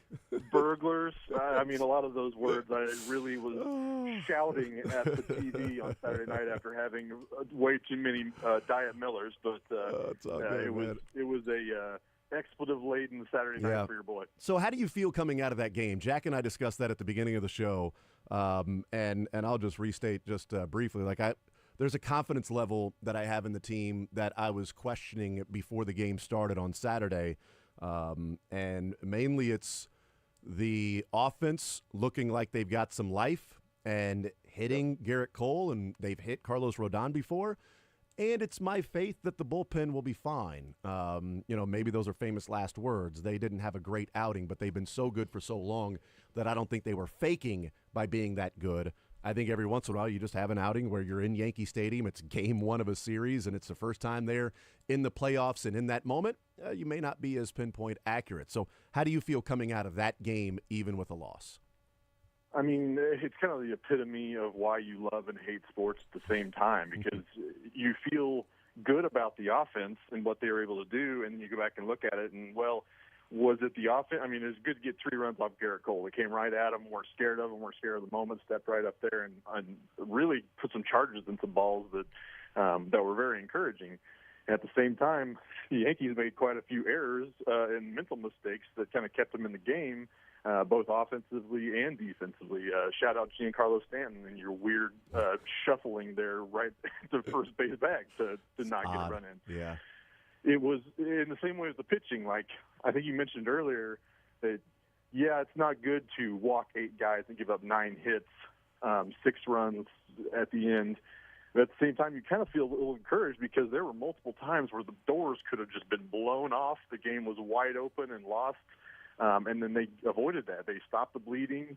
They got out of big jams, and it's kind of hard not to be a little bit encouraged by how they were able to respond to the moment there. So it really was the epitome of mixed feelings, bittersweet, and at the end of the day, like, being that close into the game, that deep into the game against their $40 million pitcher in New York Yankee Stadium, to going against multiple umpire reviews and calls that did not go your way, and you still only lose by 1 run, still very much in it at the end of the game, where one bad call or one whatever call to Bobby Witt Jr. to call a strikeout instead of a walk with a runner on with 1 out, then that's a game-changing play as well. So the fact that we're here is good, but it does kind of feel like we were stolen from, essentially. Well, and Josh Kreitzer's our guest. I do wonder, like, weighing the two things that, certainly there's an element of feeling like, all right, the luck didn't go your way. And in a 1-game playoff series, that would suck. If that was a wild card game and you get 1 shot at it, 1 opportunity, as B. Rabbit would say, then yes, that's right. Then yes, that's right. Then that would suck. That would not be great. But, you've got more opportunities. So, like, coming out of that game, how do you weigh some calls didn't go their way. Michael Wacha, that was strike 3, and it ended up being a walk to Gleyber Torres. Okay, it was absolutely strike 3, and it was called a ball. There's some other moments like that. Obviously, Jazz Chisholm was out, and the call stood. But you also don't have to walk 4 guys in 1 inning. You don't have to have a 3-2 pitches that weren't necessarily close, that made it easy for the batter to take, unless their name was Colton Cowser. And he was not playing. And if he was on the team, he'd have a broken hand, so he couldn't play anyway. So he was not out there. So Aaron Judge and Wells, those guys were able to just, spit on that and not, Haktua on those particular pitches and not swing. You know what I mean? Sure. Yeah. The Jazz Chisholm was out, but Salvi had a pretty awful throw. You know what I mean? Like, how do you weigh you feel some things didn't go your way, that if they did, you win the game. But sometimes you create your luck as well, and the Royals didn't do a whole lot of creating their luck in that game. Yeah, 100%. And at the end of the day, like, it's just a great reminder of how razor thin a lot of these margins are. You live and die of one play, and you can go back and look like, well, if that goes this way, then the Royals probably win that game. Or if that goes this way, who knows what happens? That changes the dynamic of the game. And that's kind of where we are at this moment, which is kind of fun because it's not been that way since 2015. It's just a great reminder to get that. But at the same time, like, you just feel like that was the game. Like, that was the game in New York to get. You're right there. You had it in your grips 4 or 5 different times, and it just didn't happen. So it is a very razor-thin line that these guys walk, which makes those runs in 14 to 15, where it seemed like everything came up Royals in those runs, outside of Game 7 and 14, obviously. But it just felt like that's how special those 2 runs were. That's how thin the line is that they walk in October. So it's just a fun reminder on that front. Just to see, that you can make your own luck, but at the same time, you can have bad luck, and it can cost you a game. Well, I mean, 2 of the greatest Royals comebacks in franchise history happened and helped create those 2 runs. I mean, the wild card game, and then Game 4 against the Astros the next year on the road. I mean, historic comebacks, and the Royals go to 2 World Series because they find a way to pull off those particular wins, and those things happen. Josh Kaiser's our guest. One of the things I did want to talk to you about is, they enter the postseason, and Michael Massey is the leadoff hitter. And now in the first inning, you've got Massey, Bobby, Vinny, Salvi, hopefully, Salvi. But you get left, right. And I know that Q likes those matchups of right-handers versus left-handers and doesn't want like 4 or 5 guys in a row batting from the same side. There's a little bit of that, certainly. But Michael Massey in the leadoff spot in these 3 games in the playoffs is 5 of 13 with a double, 2 strikeouts. And going back and looking at those at-bats, Game 1, he had a leadoff single. He also, later on in the game, had the ground to the right side that got Michael Garcia to third, and then, productive out. That's the Bobby RBI single right after him, and that was the 1 run that was scored. Game 2, he had the leadoff double and ended up scoring on Vinny's RBI single, put him up 1-0. He had the 2-out single that got Isbell to third, and then Bobby had the infield single to put him up 2-1. And then, he damn near has a leadoff home run on Saturday. Ooh. He has a 1-out single, in later on. Now, the spot that he did have that would have been like clutch coming through in the moment was in the 4th inning, 1st and 2nd with 2 outs, and he flied out. It's he has a 2-out single in the 6th. Hampson gets to 2nd after Hampson's RBI, 2 RBI hit, and at least gets the lineup to Bobby with 2 outs in that inning after already scoring 2. So I go through all of those things to say, hey, Michael Massey's been pretty damn good in the leadoff spot. What are you seeing from him, and what do you think of the move by Q before we now know the results in these 3 games? Yeah, it makes me wonder, like, if Q really sees him as a leadoff hitter. I don't know if that's necessarily the case. He does have really good bat-to-ball skills, but he's never really been great at drawing walks. So, also not the fastest guy either. So it makes you wonder if Q just sees a leadoff hitter or if he's just the guy that has to be that role right now because there's really no better candidate. And you mentioned like the right-left matchups. He with Bobby in the 2-hole, that's ideally where you want him. You want Salvi in the cleanup spot. And if you really are like sticking to the left-right matchups, then a lefty probably needs to be in that leadoff spot, which Massey is, and he has been very productive, as you mentioned, in the postseason and really made it look like a great move. So right now it's working. He has been very good. I did jokingly jump out of my seat, yell, "That's gone!" as soon as it was swung on the first pitch of the game. You jokingly did? And then it kept going, and then it kept going, and then it went to the wrong way. So I was jumping on that board. It's like jumping on the canoe on accident and then landing it and trying to say, "Oh yeah, I knew that was coming." No big deal. I did that on purpose. Yeah. No, when he hit it, I'm like, hey, this thing's a Little League ballpark, man. Sometimes can of corns are, leave it's a 330-foot home run, but I thought it had a chance, just because any fly ball to right field, I think, has a chance in that. So, you'd be like, "Go ball, and it's like to the second baseman. This pop-up just like oh, well, I thought it had a chance, you know. Yeah, if the wind gets that, who knows what happens in that stadium. The amount of times Dylan and I, who were sitting next to each other at Sterling's wedding watching this game, the amount of times we said, get out, and then we see the outfield running in to catch I the even ball. said, I was like, I'm worse than the people at the game. Like the people that see a fly ball and immediately stand up and Yeah. cheer like it's got a real Yeah. chance, and then it's a fly out to the second baseman. The amount of times that we said, get out, and then, or go ball, and then it switched to the camera shot of the outfield who was running in. You know, it's probably more than any topping on the table, I would say, at that wedding reception. My go-to is get up, get up, Get up. and then it doesn't get up. It gets way up. It's not It was was too far up up. Yeah. enough. That's right. It was Yeah. it was too far up. No, I mean Massey's been huge.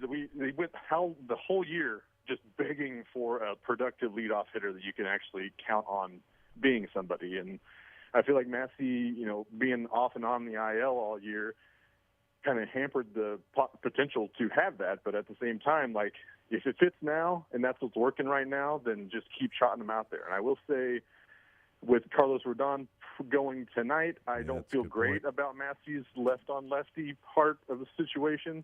But at the same time, I don't think you can take him out of that spot. I was going to say, do you think they go Pham? I haven't seen a lineup yet for tonight. I doubt it. Yeah. And to be honest with you, it wouldn't surprise me one bit if Pham wasn't even in the starting lineup. I think Hunter Renfroe has a decent chance to I'd like to see Renfroe make up an there. impact. And if you're going to see him in right field at all, then it's going to be in Yankee Stadium where he doesn't have to cover much ground. No, I'd like to see Renfroe in the lineup tonight. I would. I'd like to see what he can do. You Maybe know, Pham in left. yeah, I mean, and we'll see if Massey leads off. I mean, we'll see the lineup eventually. The first pitch is in 6 hours, 52 minutes, and 5 seconds from now.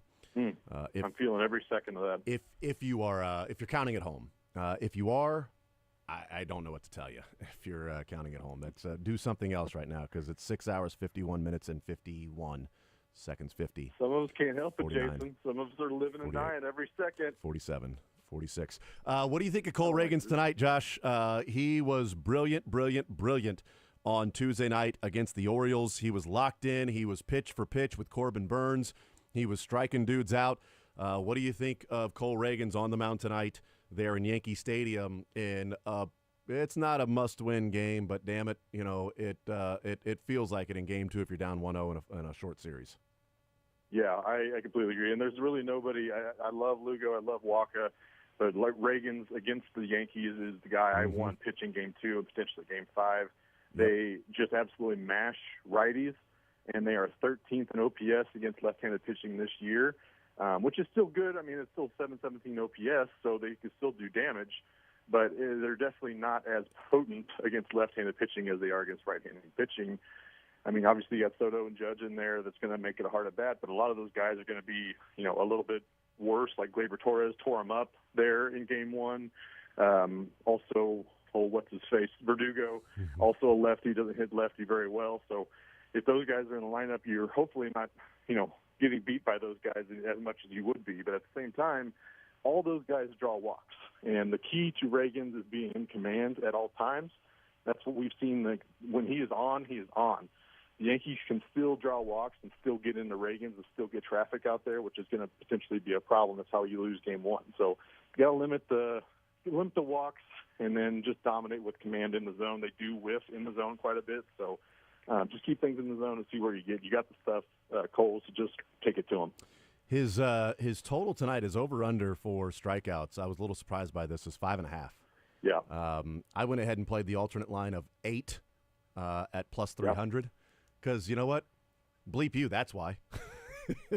Yeah. I mean, honestly, if he's going to get to 6, then you know there's a pretty decent chance that he's in his bag and he's rolling out there. So if he's going to get to 6, I think he's just as likely to get to 8 as he is to get to 6. So instead of playing the minus 140 for him to get to 6, well, let's have a little fun then. Let's play the plus 300 for him to get to 8.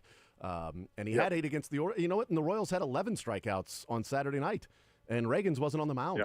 So, I mean, they've got some opportunities there to get some Ks. Cole Reagans does tonight. All right, what do you think happens in Game 2? Royals, Yankees, what do you think? By the way, you had the Royals beating the Orioles. You had them beating the Orioles in 3 games, so you're dumb. Yep. They won in 2, but what do you think of the matchup tonight? We did the preview podcast last week, and my official prediction was Yankees in 4. I think they drop both of these games in New York, and they win one of the games in Kansas City, but ultimately lose in Kansas City. So one of the games would have to be Wednesday. That. Yeah, that's correct.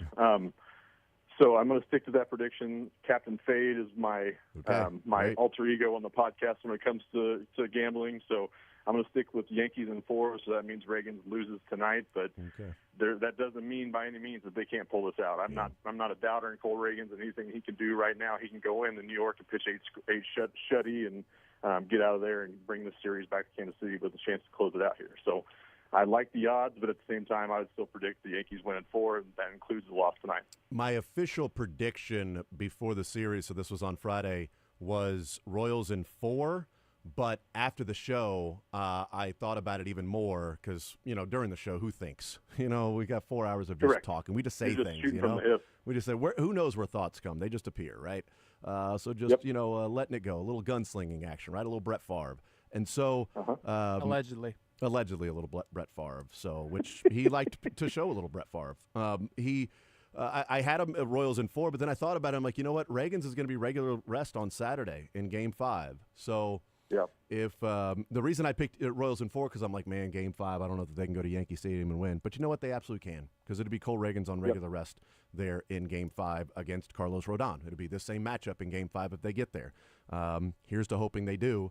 Get there in a Game 5 because I'll take my chances right now if they get to Game 5. That would be fantastic. Yes. We'll see what happens tonight. Yes. Josh Kaiser, One Royal Way podcast. Josh, you're the man as always. Appreciate it. And well done. You didn't say umpires or review or tragic. You did say abysmal. So you got 1 of 4. Or you went 3 of 4, whichever way you want to look at it. That is a lot better than I thought I was going to do. And I didn't say one swear word, so I think we're all in all, that's a dub. That's a win right there, man. I don't care what anybody says. That is an absolute W. Josh, and you know what? We'll get one tonight, too. I didn't need some kind of botched umpire review to get that win, so I'm going to say it was a deserved one. Oh, my goodness. And if you did say all those words, that would be wreck it entirely. Tragic, yeah. It would be tragic. That's right. Josh Kaiser, One Royal Way podcast. Josh, you're the man as always, brother. Enjoy the game tonight, and I can't wait to our next conversation previewing the American League Championship Series versus the Guardians. I love all that. Sign me up. Absolutely. Thanks, all right, brother. There's Josh Kaiser, One Royal Way podcast. You know what? I love that he's keeping it real. Shocker, the 4 of us on Friday all picked the Royals to win the series. That is a real surprise. I did not see that one coming.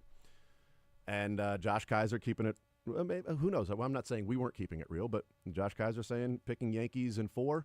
The Yankees take both Game 1 and Game 2. The Royals win on Wednesday, and then the Yankees take Game 3 or Game 4 on Thursday, their third game. We'll see. Hopefully that does not happen.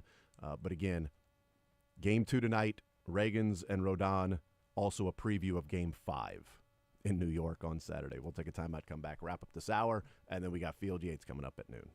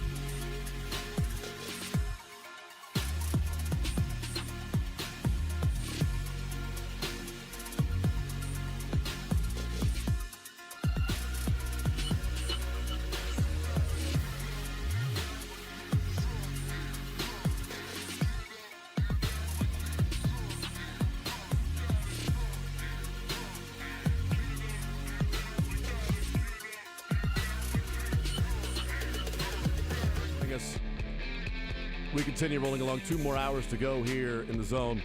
Heading up to the program tonight, 5 o'clock Central Bank pregame show. Soren Petro, Curtis Siebold, Mark Bowrichter, Adam Dravetta, and they will take you up to first pitch. Royals, Yankees, 6:30, 6:38. Game 2 with Reagans versus Rodon. And the countdown, 6 hours, 40 minutes, and 54, 53, 52, 51, 50 seconds. We'll talk some Chiefs football on the other side of the break. Field Yates will be our guest. We'll get his thoughts to see if he senses any optimism with the injury status of Rashee Rice, getting his knee scoped. We'll see what the extent of the damage is there, hoping for the best, if they intend on making a move, and that elite quarterback named Joe Flacco.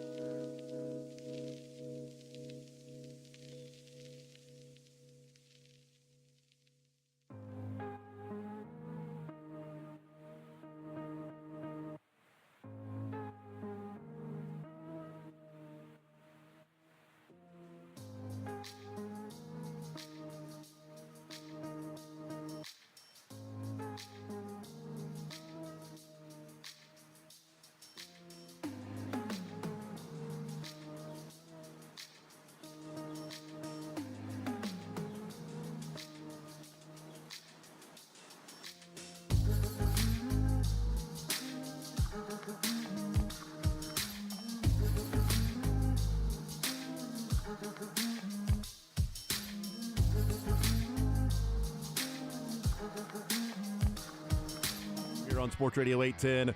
We talked to Field Yates from ESPN, NFL Insider. Field Yates joining us here in the zone. Field, welcome into the show. How are you, sir? I am doing well, my friend. There are a few things I enjoy more than Monday Night Football, but I especially love Monday Night Football on a day in which we get to watch playoff baseball as well. Yeah, you know what? My attention will be split. I'm not sure how I'm going to do it. I mean, obviously I'll have the two TVs going, but I take like very extensive notes during the Chiefs game and Royals playoff games, and I'm not sure how, when the games are going at the same, how am I going to be taking notes in two different, things going on at the same time? Like, I don't know what to do, Field, okay? This isn't necessarily a position I've ever been in, and really even Kansas City, because in 14 and 15, when the Royals were rolling, the Chiefs were 2 years removed from the number one pick in the draft. They hadn't won a playoff game since 93 when the Royals went through the playoffs in 14 and 15. And now the Chiefs have 3 Super Bowl wins in 5 years. And so I'm like, I don't know. That's a good problem right there, though, right? Right. I mean, I think about some of the other now that would do anything just to have like a relevant sports team. Meanwhile, the Chiefs and Royals, the only two of the major 4 sports represented in the great city of Kansas City, and both. Part of me wonders, and maybe this is the wrong stance before tonight, in the sense that I don't feel any different about their chances to win the AFC West this year. Diversity. Let's see if we can reconnect with Field, having some phone issues there going in and out. But we'll reconnect with Field Yates as the Royals and Chiefs in action tonight. He's right. It is 100% a first world problem. I mean, I have this issue of trying to figure out how to watch closely both games. If they were the setup of the National League, it'd be Saturday, Sunday, Monday off, then Tuesday, Wednesday would be. So you would have 5 straight days of Royals and Chiefs with Saturday, Sunday, Monday, Tuesday, Wednesday. But that's not the case. The American League took yesterday off. 2 games yesterday in the playoffs, 2 games today in the playoffs in the American League, 2 games tomorrow for the National League, and then 4 games on Wednesday, back to 4 games on Wednesday. But he is absolutely right about first world problems around here.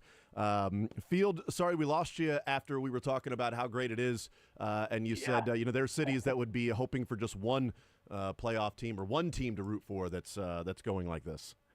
Yeah, and so I concluded, I was talking to myself, it turned out, as apparently our phones got crossed there. I concluded that the Chiefs are 4-0. If they lose tonight, I don't think your opinion of what this season looks like changes that much. I guess if they get flattened, then you might have some concerns, but football is the any given Sunday sport. 2-0 or down 2-0 in a playoff game or playoff series could matter more. So part of me wonders if, and this sounds weird being the football guy, maybe a little bit more attention goes to the Royals tonight. Yeah, I put out a tweet earlier today, about 3 hours ago. It was a Twitter poll. It said, if only one team wins tonight, which one would you want? Which one would you prefer, Royals or Chiefs? And I'm surprised that 78% is Royals. Like, I'm not surprised it's the Royals, but I'm surprised it's below 80-20 even. Now, maybe the 22% are just Chiefs fans that aren't baseball fans that don't really have a rooting interest, or Chiefs fans that don't live in the area, Chiefs fans that maybe didn't grow up in Kansas City and are fans of the Royals. There was one particular person was like, yep, I'm in the other group, not necessarily caring about the Royals, so I'm Chiefs all the way, so I want the Chiefs to win. I understand that, but if you're a fan of both, there's just no way you could prefer if only one wins. Hey, how about both of them win? But it's such a vital game for the Royals tonight. And the Chiefs proved last year, Field, that, they had 5 losses in the regular season, and then they went 4-0 when it mattered. So I want both to win tonight, but if I only had one to pick, I mean, it's the Royals. I'm curious as to what the attention will be and what the ratings will be here close, specifically with the Royals and Chiefs here in Kansas City. I got to figure there'll be a few more eyeballs on the football game, only because our country just loves the sport of football, which is good for your business and mine. That being said, there should be plenty of attention paid to the Royals tonight as well. We're kind of in this weird, not to sidetrack this, but kind of in a great sports time right now. The NHL regular season begins tomorrow. The NBA is just a couple of weeks away. WNBA is about to begin its finals. They've got one last conference finals game left. You're kind of all over the map right now. If you love sports in general, there's probably something for you taking place at this very time. And you had 7 teams lose in the top 25 on Saturday with college football first college football playoff, expanded playoff this year. So teams jockeying for position. That's going to be crazy coming down the stretch. Field Yates from ESPN is our guest, NFL Insider. Field, do you sense with Rashee Rice? Do you sense any optimism with his injury status and any connections with the Chiefs or anything? Do you sense that there's some legitimate holding out hope and not just we'll see, but they're going to go in there and see what we expect to happen? Do you sense real optimism, like legit optimism, that there's a chance he could return this year? So where I wouldn't land on optimism. I think that there is a fine line between like optimism and holding out hope. Okay. Right. I think optimism, maybe at least if I were interpreting it, would suggest that like they think it's perhaps maybe not more likely than not, but perhaps pretty likely that he may have avoided worst case scenario. Mm-hmm.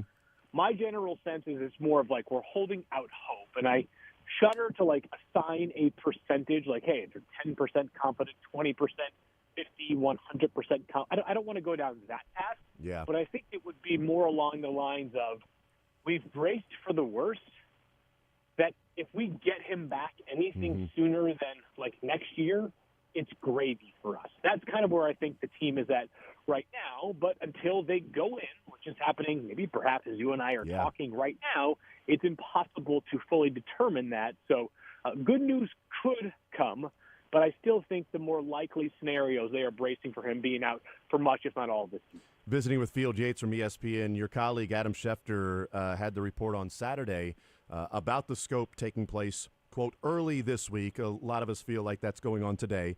But he also said that league sources say that Brett Veach and the Chiefs intend on making a move with Rashee Rice out. What are you hearing along those lines? He had mentioned DeAndre Hopkins. He mentioned Devontae Adams, but only in the sense of Devontae Adams gets traded to the Jets. Then the Jets may have a receiver that's expendable, somebody else that they could trade to the Chiefs. But are you hearing that the Chiefs are looking around and kicking the tires and calling teams to see if anybody would be interested in trading with them for a wide receiver? Or are they going to just try to circle the wagons with their receiving core and try to get to the end of the regular season and get Hollywood Brown back, and that's their big acquisition? I think they are definitely doing their homework on every potentially available wide receiver around the NFL. But I don't know that I need to explain this to you, Jason, but I think it's worth reiterating to people who follow the sport and follow the team, but maybe not like intently enough to realize it, is that there's only so many swings you are allowed to have for big, high-priced players, either as free agents or as trade candidates, when you have the core that the Chiefs have. So I don't want fans to be sitting here and saying to themselves, we could trade for this $25 million per year receiver. We could trade for that $25 million per year receiver. Because, as you know, like players that still have not yet been paid, but are very much due for payment, include but are not limited to Nick Bolton, George Karlaftis, Trent McDuffie, Trey Smith, right? Those guys aren't going to be $5 million per year players, right? Those are going to be players, especially in the case, I think, of McDuffie and Trey Smith, they're going to be close to the top of their respective positions, right? So I think you need to budget what that number could be and take that and expect that if the Chiefs do make a move, it might much more likely fall into the category of a player who's around for just this season. And that's kind of understood when you make the trade, right? So, well, Devontae Adams is an amazing football player. Are you really trading a very important draft pick for a player that, when you just look at the dollars and the cents of it all, is probably going to be a half year or 3/4 of a year rental? I think the market is much more focused on players who could be acquired for just 2024, and that's fine. Yeah. Field Yates is our guest from ESPN NFL Insider. We talked last week about maybe the way that the Chiefs are going to have to play the rest of the season, the way they played last year, whether it's ball control, try not to turn the football over, but play great defense. Is this defense, in your mind, are they top 5? Can they be top 3? Are they just maybe between top 5 to top 10? How do you view this Chiefs defense, and can it be, again this year, what this team sort of rides and is built on and wins a number of games off the success and the dominance of the defense while Mahomes and Andy Reid do enough in scoring points to go and win games?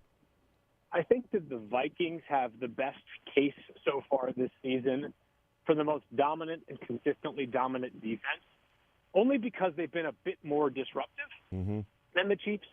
But the Chiefs, I think, are right there for, like, lock them in top 3 to 5 defense. And it's such a jarring experience in some ways when you're accustomed to early on in the Patrick Mahomes era, cruising past teams with 35 or 45-point outbursts so regularly. But that is the formula for this year. Again, I do think they'll continue to kick the tires on available wide receivers, but this is going to be a grinded-out year on offense. I do think this defense is good enough to allow them to continue to win. I mean, they've done so, obviously, in 4 out of 4 efforts early on this season. And defensively, they have depth, which not a lot of teams do up front. They've got capable corners. They've got safeties with some versatility. They've got a very good linebacking core. There's no obvious weakness. They have, a player in Chris Jones who at his very best is as dominant as any other player in the entire NFL right now at his respective position. So that, to me, remains the formula for this team going forward. It may be hard to accept because it's so different from where things were during the early runs to the Super Bowl, but I just don't know how many cards there are to realistically play to make this offense a whole lot better than what it has been. Yeah, I'm with you on that, and we'll see. I'm curious tonight about what the scripted plays look like, the first 15, the first couple of drives, to see how they and how much they try to get Xavier Worthy involved and doing different things with him and maybe opening up for other people, maybe playing off those plays they show early. We'll find out what happens with that. Field Yates from ESPN, our NFL insider. A couple of quick ones about other teams around the NFL. The Bills dropped the game to the Houston Texans, and it seems like there's a whole lot of talk about Sean McDermott and what happened there late in the game. And I know the Texans had 3 timeouts, but it seemed odd for the dropping back to pass and looking like taking some deep shots 3 different times. And then the Texans run one play, call timeout, and kick the field goal. This is a Bills team that started off 3-0, and now they're 0-2 in their last couple of weeks, and they've scored a total of 30 points. How do you sort of view and look at this Bills team that, look, going to Baltimore, going to Houston, there are a lot of teams that would lose those games, okay? This is not they just lost to the Panthers or anything, but where do you place the Bills in dominant starts against Arizona, at Miami, and then Jacksonville, and then losing by 4 touchdowns to Baltimore, and then overtime or at the end of regulation against Houston? Yeah, plans change in a hurry. And I think if you're Buffalo, those first 3 weeks kind of emboldened your stance that you could figure it out without a top-flight wide receiver on offense. But they've been so limited offensively over the past couple of weeks, specifically in the passing game. Josh Allen yesterday was 0 for 13 on throws 15 or more yards down the field. Some of that is obviously on the quarterback. Some of it is on protection, and some of it on the personnel, right? I mean, what fear is being struck into a defensive coordinator when you're trying to figure out whether you have to slow down Mac Hollins or Marquez Valdez-Scantling or Keon Coleman, who had 1 catch yesterday. He's going to be a good player. He was the 33rd pick in the draft for a reason. All that being said, my buddy, my great colleague, Mel Kiper Jr. loves to talk about fear factor players, and the Bills don't have one amongst their wide receivers right now. And defensively, I think they have a good scheme. I think they're well coached on defense, but they've had so much injury attrition early in the season, and they were thin, I thought, in the secondary coming into the year, as it were.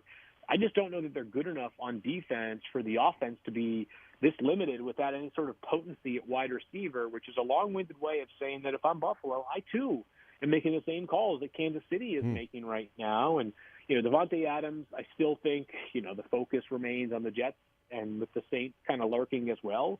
But if I'm Buffalo, I'm thinking long and hard about finding ways to get in that mix as well. I know that they just moved on from one malcontent wide receiver, and this would be bringing aboard a separate one. But I'm not saying windows close from one year to the next, but the pressure is definitely on this front office and head coaching staff right now, or this coaching staff right now, because of how many missed opportunities they've had with Josh Allen. And, Josh is not getting younger. All these quarterbacks that are in their prime right now, before you know it, we start to hit that other side of 30, and your play as a quarterback can sustain in a lot of ways, but there are other ways in which it can come back down to earth a little bit, especially in the case of these mobile quarterbacks who are taking a ton of hits.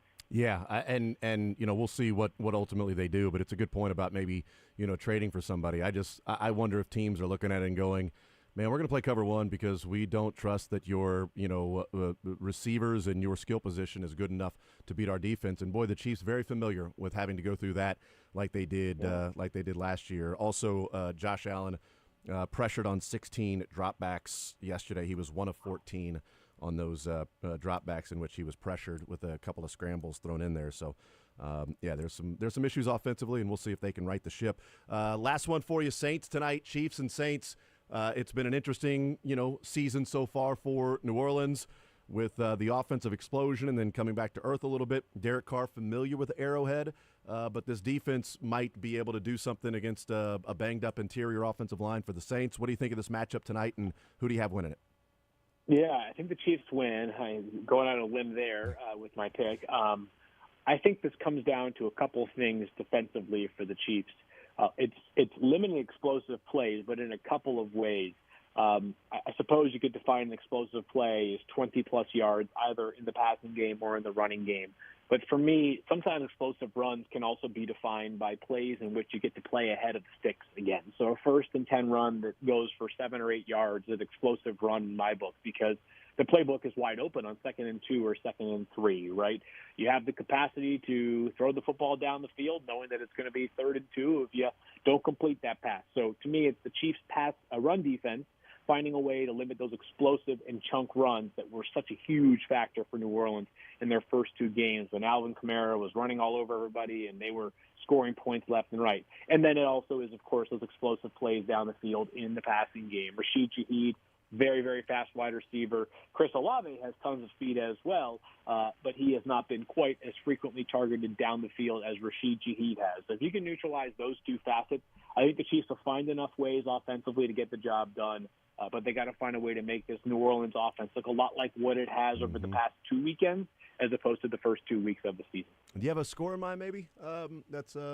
Feels like a grinded out 21-17 type of game. Yeah, I'm kind of on the same wavelength with you. So we'll see what happens. One thing we can agree on is Joe Flacco is elite. So that's there's no doubt about that. Oh God, is he awesome? It's just so fun. Tell you what, as somebody that had Jalen Hurts off this week and my backup was Gardner Minshew, and I took a flyer on Joe Flacco. Thank you, Joe. Beautifully. Thank you, yes, Joe. Indeed. Thank you, Field. You're the man. Field Yates from ESPN NFL Insider. Appreciate it. Enjoy the football and the baseball. We'll talk next week, bud. Sounds good, my friend. Talk to you soon. Absolutely. There's Field Yates from ESPN.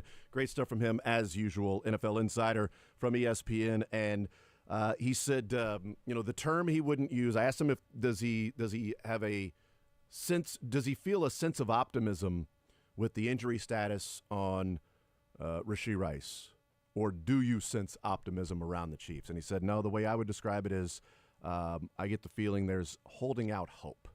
He said optimism would describe it as maybe there's a decent feeling that they're going to go in there and find good news.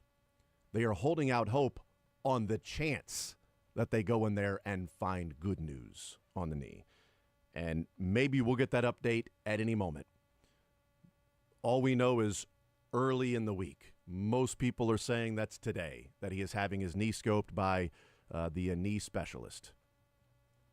And when he goes in there, hopefully he finds a lot of things still intact, and Rashee Rice can have a minimal, relative term, but a minimal stay on the IR and maybe return this year. And if that's the case, I do wonder how much the Chiefs would be willing to go out and find a replacement for Rashee Rice if they think he will return this year.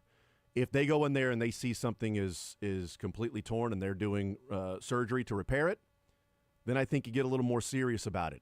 But who you trading with? Who are the players? What's the salary cap implication? What's the cost acquisition? What are you trading away? And I do believe, I know that Brett Veach, they don't want to sacrifice the future and trade a draft pick of significance and importance for something for 1 year. But I do believe the calculus can be changed in a way when you're talking about going for a three-peat. if you've got a chance to do something that has never happened in the history of the NFL, would you sacrifice a day 2 pick? Maybe a third rounder, a day 2 pick, but maybe early day 3. I think most people would say, yeah, early day 3 if you give the Chiefs the best chance of putting something together offensively to go and win 3 in a row. Yeah, that seems like a fine exchange. Are the Chiefs willing to do that? And I think that depends on the length of Rashee Rice's absence. If they feel like this is a 6 to 8 week injury, well, then you don't have the urgency to go out and find a replacement. If it's season long, then maybe they see what they have the next couple of weeks, or this week, the bye week, and then, the week after that against the 49ers before you get maybe serious about what it may take to acquire somebody. Because if you can get by, you feel good about the production you're getting, then your big acquisition would be Hollywood Brown returning for the playoffs. And that will cost you nothing. It will cost you no draft picks, no extra draft or a salary capital or anything like that. You don't have to do anything from that standpoint. You would just simply get a guy who's returning from injury. And they're getting Charles Omenihu back soon-ish from injury as well. So we'll see what ends up happening with this and what happens today. Hopefully we'll get an update today on Rashee Rice's injury. Let's hope it's good news. And they go in there. The scope shows that there's nothing ruptured, and it's a rest and rehab recovery, and he'll return. Rest, rehab, recovery, return this year for the Chiefs. Let's hope that's the case. We'll take a timeout. We'll come back, continue rolling. We'll hear from Matt Quattrero weighing in after the game yesterday or on Saturday for the Royals and the things that he saw and reaction from that. We'll do that coming up next. And then we'll talk with Mick Schaefer in the 1 o'clock hour. A little Learn Funniest Best with Mick. More Zone right after this.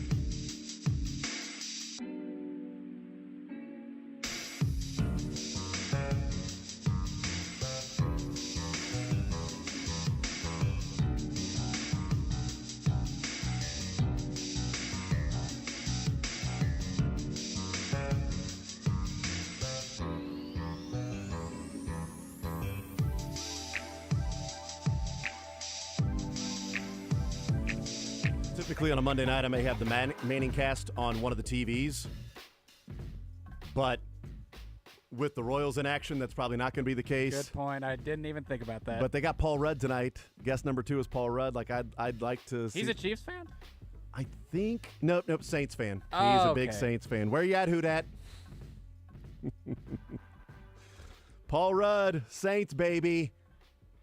Who dat? I Who know dat think that- they're going to interview Paul Rudd? Definitely going to get a live update during the Manning cast on the Royals game from the Mannings, I bet, just to And probably from Paul Rudd, agree. who Just also is a Royals fan. good talking point. I do wonder if Paul Rudd will be interviewed. So he agreed to do this before the Royals' schedule was out for the American League Divisional Series that they're playing tonight at the same time as Monday Night Football. So Paul Rudd on the Manning cast, he's got to have split attention too. Like he's going to be if there's a big play or something by the Royals while he's on the Manning cast talking about Monday Night Football, Chiefs and Saints, you can't expect him not to react live and in real time. The only way he might be able to make this work is now they purposefully set aside their non-Belichick guest for the second half. Yeah, that's so true. maybe they might schedule him for the fourth quarter, and he might be able to finish watching the Royals game before. That's the only way. It says guest 1, Bill Belichick. Guest 2, Paul Rudd. Nope, there you go. Guest 3, Archie Manning. I'd rather them have Arch on than Archie.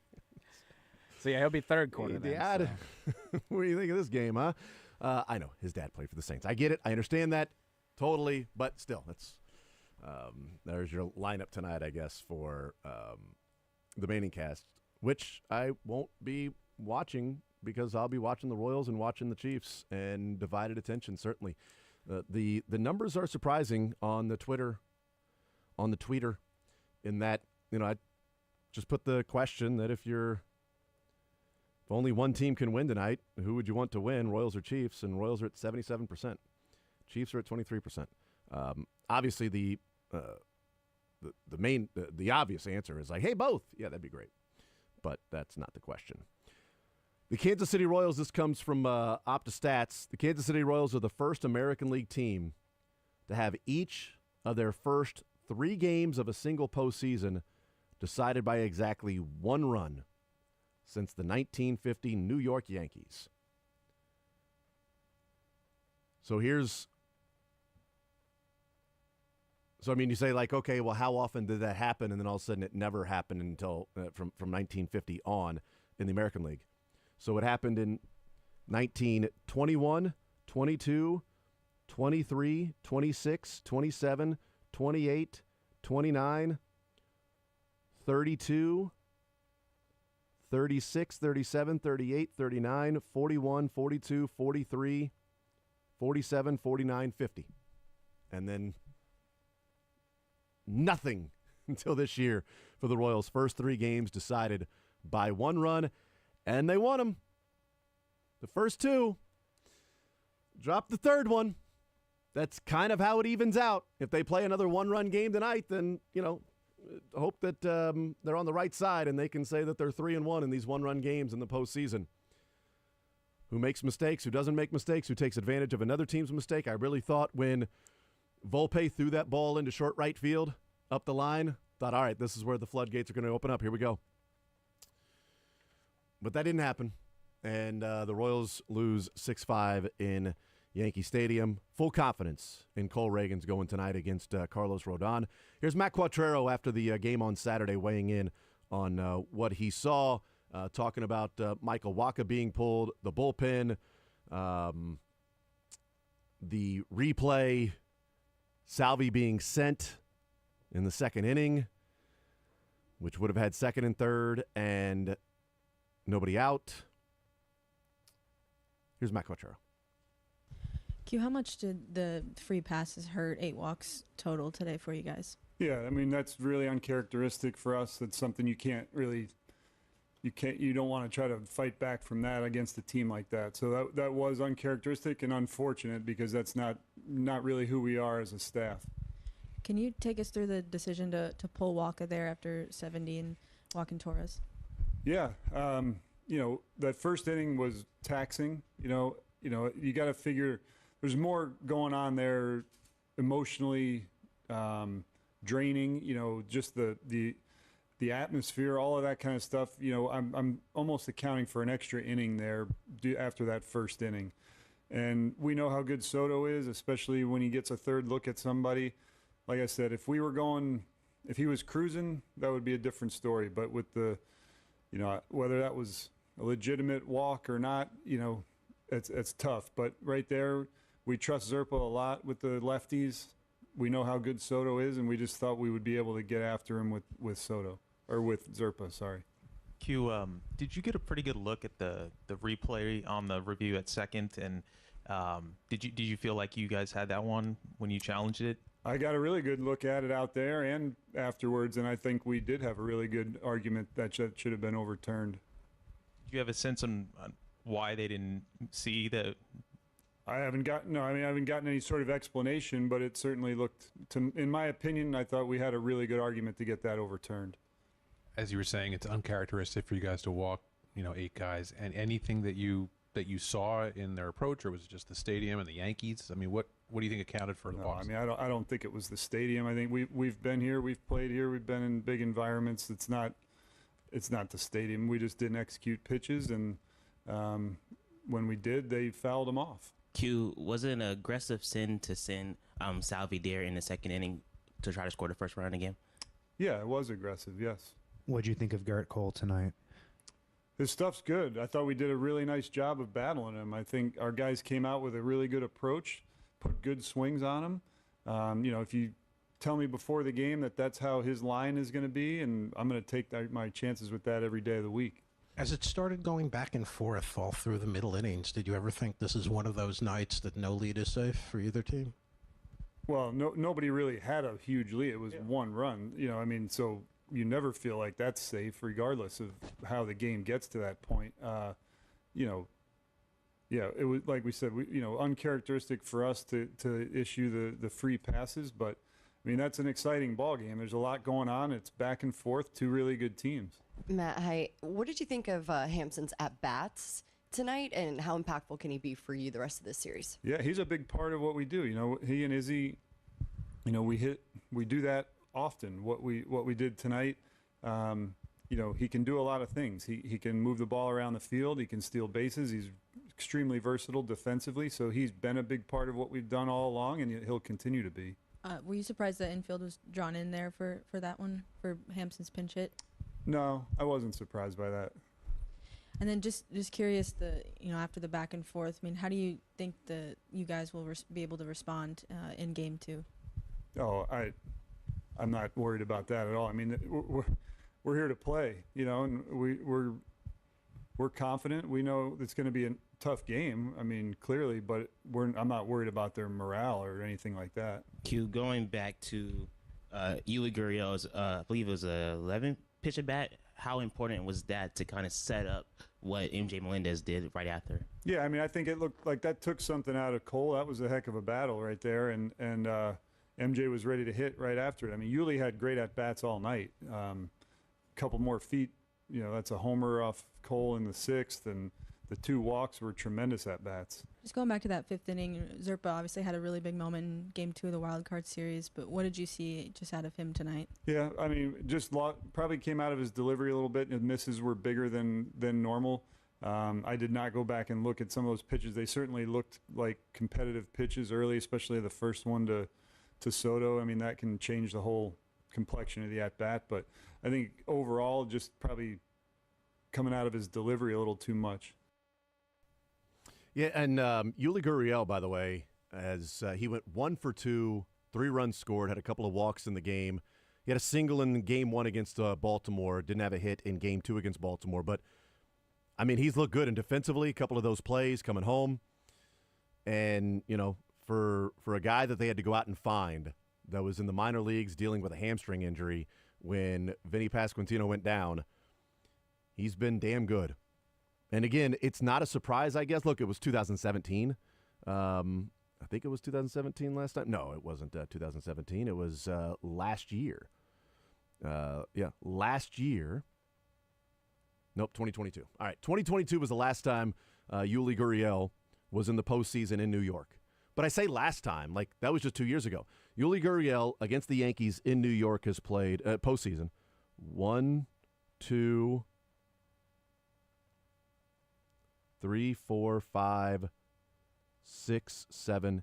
Yuli Gurriel has played 8 postseason games in Yankee Stadium. 8 postseason games in Yankee Stadium. He looked pretty comfortable, as if he'd been there before, where some other guys may not have been as comfortable. So maybe not a surprise that Yuli had those at-bats. And an 11-pitch walk. Also was a couple feet away from a home run against Garrett Cole. So he's looked pretty good. And Michael Massey's looked pretty good. So your number 1 and 5 hitter has been good. Bobby Witt's come through a couple of times with some 2-out RBIs. Vinny Pasquantino, if he can get going. Salvi, if he can get going. Obviously, he was, on in the second inning with a single. Matt Quatrero asked, was it aggressive to send Salvi there in the second? Yes, it was aggressive, yes. Was it too aggressive? And I like Vance Wilson. I think he's one of the best, and we talked about if he's the best third base coach. That was a foolish send. And maybe the conversation beforehand was, hey, Vance, we're going to press the issue. We're going to be aggressive, okay? We are going to force their hand and make them make a good play. Make them field it, throw it, relay it, throw it, field it to get the tag. That's what we're going to do. That's our strategy. And maybe we get thrown out. Maybe we get 2 or 3 extra runs and it becomes a bigger inning. But that's how we're going to approach this: win, lose, or draw. And if that's the case, okay, that's fine. I thought that was even if you want to be aggressive, it's Salvi. I think Salvi's not the guy that, you're going to be sending when the outfielder already has the ball. He's just not fast enough. He's an older man for a baseball player, especially for a catcher. And you had second and third, and it would have been nobody out. You've got to you got to hold him at that point. I was surprised they sent him at the moment. I thought maybe, okay, did he bobble that or something? Is there a bad relay? Because they cut to Salvi running home, and I'm like, hold on. I was already in my mind thinking, you got second and third or whatever it was going to be, because it would have been bases loaded, actually, because it wouldn't have been second and third. It would have been because Salvi was at first, Yuli walked, and then MJ singled. So it would have been bases loaded with nobody out in the second inning. Tommy Pham coming up. And then, Kyle Isbell coming up. And then Michael Garcia. Maybe Vance said, you know what, it's bottom 7, 8, 9 in our order. I'm going to try to get one here. Maybe he did. I don't know, but it was a foolish send. Vance Wilson's been pretty good, but that was overly aggressive. On the Michael Wacha walk to Gleyber Torres, which was a strike 3 on a 2-2 count. He ended up walking him. That was the last batter he faced. Matt Quatrero avoiding a fine by saying, in the middle of his answer about Michael Wacha, and then going to the bullpen, and, Michael Wacha, whether that's a legitimate walk or not, you have trust in your, he just threw that one in there.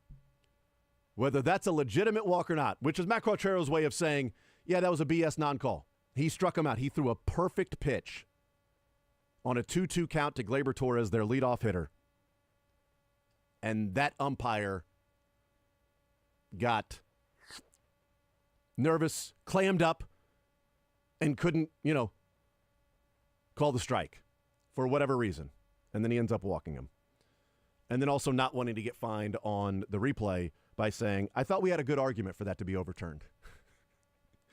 He's being diplomatic there, all right? He's dodging some landmines on his way to voicing his frustration on whether that's a legitimate walk or not with Gleyber Torres. And I thought we had a good argument on the replay review being overturned. If you go back and look at the shot of Matt Quatrero after they came back with that call and then marry it up with that statement, they do not match, basically. Not at all. He was very upset. Yeah. And that's, as soon as you walk out of the dugout and get to... Well, Hyde, it was the same thing. Didn't Hyde walk out of the dugout? Was that the Royals and Orioles series in Game 1 or Game 2? And it was a replay. Yep. And he walked out, and he goes, you're gone. Don't come out here. Right. You're gone. It's automatic. There's no wiggle room there. That's an automatic ejection if you come out and complain about a replay review. because those umpires aren't making the call. Right. So you're just wasting time by arguing with them because all they're going to say is, New York said it was stands. I can't tell you. What I saw up there, like if you're going to argue, it's like, hey, Q, I get it. Our ass is in the jackpot too. That was, 10, 15 years ago? Yeah. Like, I get it. No, I would have called him out. 1, I wasn't at second base. 2, I ain't in New York looking at the replay. I can see it up there, but they got a lot of different angles, Q. All right, no, so you're going to avoid that. You come out there, it's an automatic ejection. But he was pissed, rightfully so. You know, I thought they had a pretty good argument. And that's too. all you can do is what he did was sit there, shake your head, and then say what you can in the postgame without getting fined. Yeah, and say, you know what? It's kind of been a theme this year. Kind of has. It's a home run that bounced off the foul part of the foul pole that was just connected to it for the net. That was called a home run. There was fan interference. That was pretty obviously fan interference that was called a home run. All 3 of those calls stood. Call stands. All 3 of them. When plenty of evidence to overturn. But you know what? Don't walk 8 guys. Don't walk 4 guys in 1 inning. Salvi make a better throw. I mean, the offense scored 5 runs. You would have liked for that to stand. You would have liked for that to be enough to win 5-4 in that All game. these things went wrong. They had to have 2 calls go their way and face our third pitcher versus their ace and win by 1 run in the last inning. Yep. Capitalize tonight. Yep. Capitalize tonight. We'll take a timeout. We'll come back, continue rolling. More Zone next.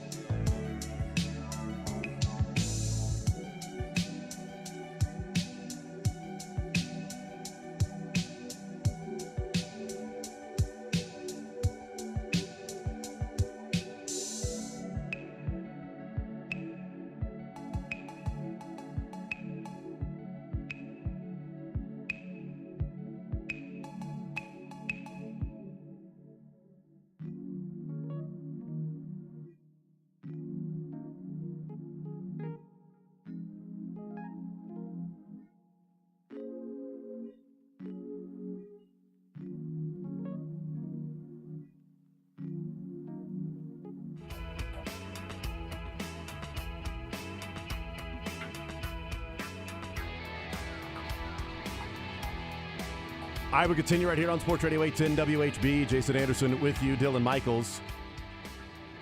Jordan Schultz, about an hour ago, reporting on Davante Adams, saying the Raiders' preference as an organization is to get a Davante Adams trade done, quote, sooner rather than later, end quote, per multiple sources. But the Raiders aren't going to do just any deal, and their preference has been not to take on any of the money remaining on Adams' contract.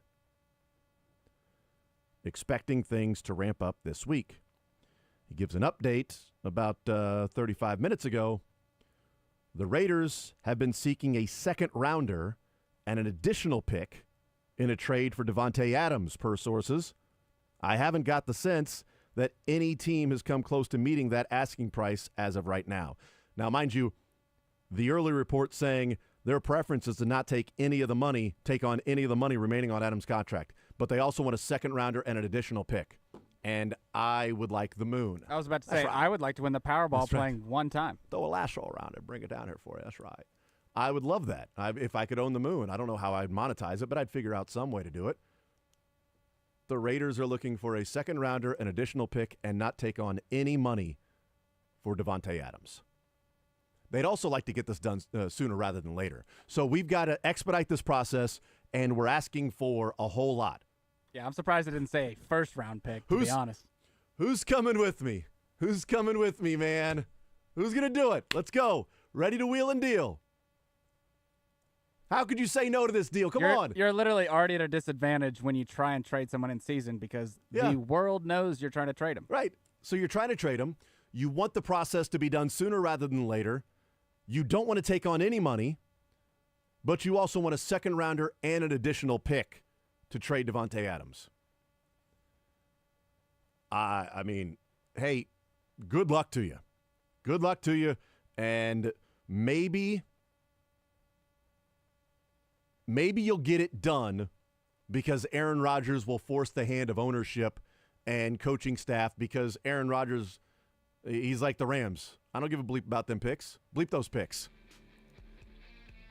Bleep those first rounders. Bleep those second rounders. I ain't going to be here long enough to see a second or third rounder materialize into a player that's going to make that big of a difference or a bigger difference than Davante Adams can make while I'm here on this team. So bleep those picks. Yeah, unless Davante Adams is taking over ownership control from the Johnson family, I don't think that's going to fix the Jets at all. I mean, you watch that game. Like, is there any more dysfunctional franchise that shouldn't be? Yeah. Jason Kelsey tweets out 20 minutes ago. Headed into Kansas City tailgate scene before the game today, probably hitting lots C and D. Anybody have any recommendations on things I have to hit or tailgate that can show me, tailgate Sherpa, shaman, that can show me the ropes this afternoon? Say hi to our callers for the postgame show. We get lots C all the time. That's right. We'll see. Reach out to Jason Kelsey if you want him to be at your tailgate today.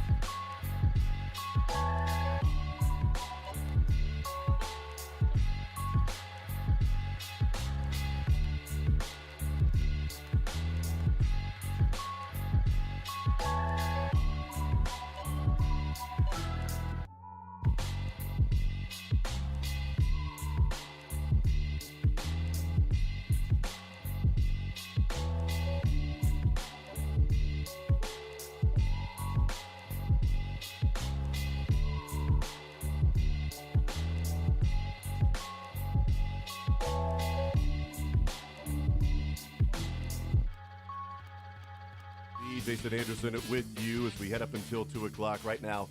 Get a chance to tell you about something really cool going on in Kansas City and at Zarda Barbecue, and Terry Heyer joining us here with Zarda Barbecue. And first of all, welcome into the show. But you guys teamed up with Justin Reed a couple of years ago, and you've got this KC takeaway sandwich. But now there's a new spin on it, and then there's always been that connection with Big Brothers Big Sisters. So tell us a little bit about that. So we're talking with Terry Heyer from Zarda. Had a conversation with him earlier today, and Justin Reed teaming up with him on their new sandwich, which is the KC takeaway. And the KC takeaway was something that Justin Reed had put his own sort of spin on. So let's join that conversation here with Terry Heyer and Zarda Barbecue, because it is going to benefit Big Brothers Big Sisters. That's what's so cool about this. Big Brothers Big Sisters of Kansas City. This is a cool event and obviously a great organization here in Kansas City. And because they've got something cool going on today for both teams playing, and money and proceeds benefiting Big Brothers Big Sisters of Kansas City, here's Terry Heyer, the COO of Zarda Barbecue.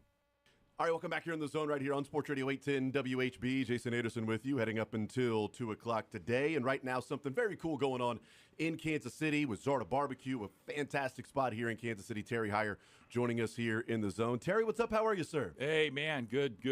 Thanks for having me. No, I appreciate it. And we're talking with you because you've got the KC takeaway that you've had a couple of years with a man who's now in Tennessee. Yeah. And Justin Reed is taking over for the KC takeaway sandwich, and cool deal. He's got his own spin on it now a little bit, He so does. a nice kind of a Justin Reed touch to it. And also, you know, it goes and benefits Big Brothers Big Sisters of Kansas City. So, you know, Justin Reed now stepping in. Yeah, he is. And so he's good friends with Legarius. He saw what was going on with Big Brothers Big Sisters. And so when Legarius took the contract and went to Tennessee, you know, Reed said, hey, I want to be a part of this. Mentoring has been huge in my life. I want to do something to give back, and he jumped right in. But he said, I got to get in the kitchen. I've got Louisiana running through my veins. I got to put some Creole seasoning into this sandwich. And so we were wide open to that. We did get in the kitchen, and it's pretty funny watching him both call orders in the restaurant and commandeer, you know, and take sandwiches off the griddle. Like he can do it all. That's amazing. So, like, did he have this already prepared, or did you guys get together in the restaurant and come up with different spices and taste test to see what was good for him and what he liked? Yeah, so we worked with the heat levels. So we got Creole seasoning. So the sandwich has a layer of burnt ends on the bottom, pepper jack cheese over that, then the pulled pork, and that's where we melded in the Creole seasoning. Now, I will tell you that the first renditions we did were like jug of milk hot. We backed that down. It's not that. It's got a great seasoning that comes through and really enhanced the sandwich. It did make it better. So the pulled pork with the Creole seasoning, more pepper jack cheese, some thin sliced ham, KC Classic sauce on a toasted Roma bun. It is amazing. What's it? This is, you know, anytime you feel like you're talking positive about somebody that stepped into a role, yeah, you don't want to say anything bad about the other guy, because Legarius Sneed, a great dude, yeah, here in Kansas City. But what's it been like to work with Justin Reed? He's one of my favorite Chiefs to talk to, yeah, to listen to talk. I love when he's at the podium with press conferences. Yeah. He's incredibly thoughtful. What's that relationship? I know it's early on, but what's that relationship been like with him? Well, he's fun. First, he outdresses me every time he shows up. He's just intimidated. The guy, you know, is always on. Yeah. But he is kind as advertised. He's funny. He engaged, you know, with our staff, with our customers. And Justin is not afraid of the microphone. You know, I mean, he calls himself One Take Reed. So when we're doing stuff and promos, he just sits down and gets to it. But he's a great guy. That's great. That is fantastic. And this connection with Big Brothers Big Sisters, you know, why choose that, or even why choose it all? You know what I mean? Like, you guys can just simply take the profits and enjoy it and team up with somebody and call it a day. Well, you know, I walked in the building almost 45 years ago, and I met a guy named Mike Zarda, and we lost him 5 years ago, but he didn't know it, and I didn't either. He became my big, and I was his little. And he did that with a bunch of us at Zarda Barbecue, and we're all still there. Most of us are still there. And so we understand what mentoring is like and is needed. I can tell you I needed it in my life, parents going through a divorce and everything that was going on with me. So I think for us, Big Brothers Big Sisters, my daughter is a big there in the program. That's cool. We understand what they're doing inside our own community. 200 kids are on the waiting list right now, but these are young people who are raising their hand and saying, I want somebody to help me. And I love what they say at Big Brothers Big Sisters. They say, we want to ignite, empower, and defend the potential of a young person so they can realize their greatest potential. And so when you get someone like Justin Reed, and you can do something in the toy department of life with Chiefs football or Royals and KC Barbecue, and do something, we're going to push over $100,000 this year. Wow. That will have been contributed through selling sandwiches with different athletes, the Royals and Chiefs, Yeah. and man, it's a great time. And that's why we love talking to you and having you on, and have no problem talking about this issue because, and this sandwich, because it goes to something great here in the Kansas City area. Both locations and Hy-Vee, that this KC takeaway, the Justin Reed KC takeaway. That's right. And so Hy-Vee throughout the Metroplex all year long, and of course they're selling the Hunter Renfrow sandwich until our Royals keep this Blue October going. That's right. But Hy-Vee, any of their locations, you can go in and get the Justin Reed sandwich, the KC takeaway, along with a fry at Hy-Vee for $10. There is no better deal in town. So if you can't get to one of our locations, Blue Springs or Lenexa, get to a Hy-Vee. They're going to throw the fry in for $10. Now tonight we got Terry Hires our guest with Zarda. Now tonight we've got double duty, double dipping, split attention, sort of like a watch one get one free, if you want to say, for tonight's game. Do you guys have anything going on for a watch party or anything, or just sitting there watching both these games? Because it's going to be tough. This is the first time in my life that I've been watching a Royals playoff game while watching a Chiefs important game and trying to take notes with both. Exactly, man. It is an awesome time for Kansas City. And we said, hey, we want to draw attention to Big Brothers Big Sisters and what we're doing with the program. So we went a little bananas here. We've got a buy one, get one free. You can get the Hunter Royale with cheese, which is with Hunter Renfrow of the Royals, and you'll get a free KC takeaway. You can mix and match 2 of each, whichever one you want. All day long at Hy-Vee at all their locations, they're doing their sandwich and the fries for $10. Buy one, get one free. Wow. We're doing it all day until we run out. And I promise you, we will run out of – you can only cook so many burn-ins. So That's right, it's a party. And we'll go until we're completely sold out. And the burn-ins do not disappoint. They are amazing, amazing burn-ins. So Terry Hire with Zarda. You got buy one, get one with the KC takeaway and the Hunter Renfrow. What's the Renfrow sandwich called again? It's the Hunter Royale, with cheese. That's right, the Hunter Royale with cheese. And let's hope Hunter gets a hold of 1 or 2 tonight if he's in the lineup. We'll find out with that. And hopefully both come away with a victory. Either way, you come away with some food and a good feeling in that you're going to help out and support Big Brothers Big Sisters of Kansas City with Zarda Barbecue. Terry, thank you so much for stopping in, man. I really appreciate it. Awesome stuff that you guys are doing, and it goes to a great cause. And you teamed up with a great one in Justin Reed and Hunter Renfrow. And let's see how long we can keep this thing going with both teams at the same time. Absolutely. Let's go get a couple wins. Thanks for having me. Absolutely. There's Terry Hire with Zarda Barbecue. We'll take a timeout. We'll come back again. That's buy one, get one at the Hy-Vee locations, all 19 of them. But, of course, you've got the Justin Reed, the KC takeaway with that Creole, that Justin Reed spin on it. That's available at all the 2 local Hy-Vee or Zarda locations and all 19 Hy-Vee locations. We'll take a timeout, come back. More Zone next.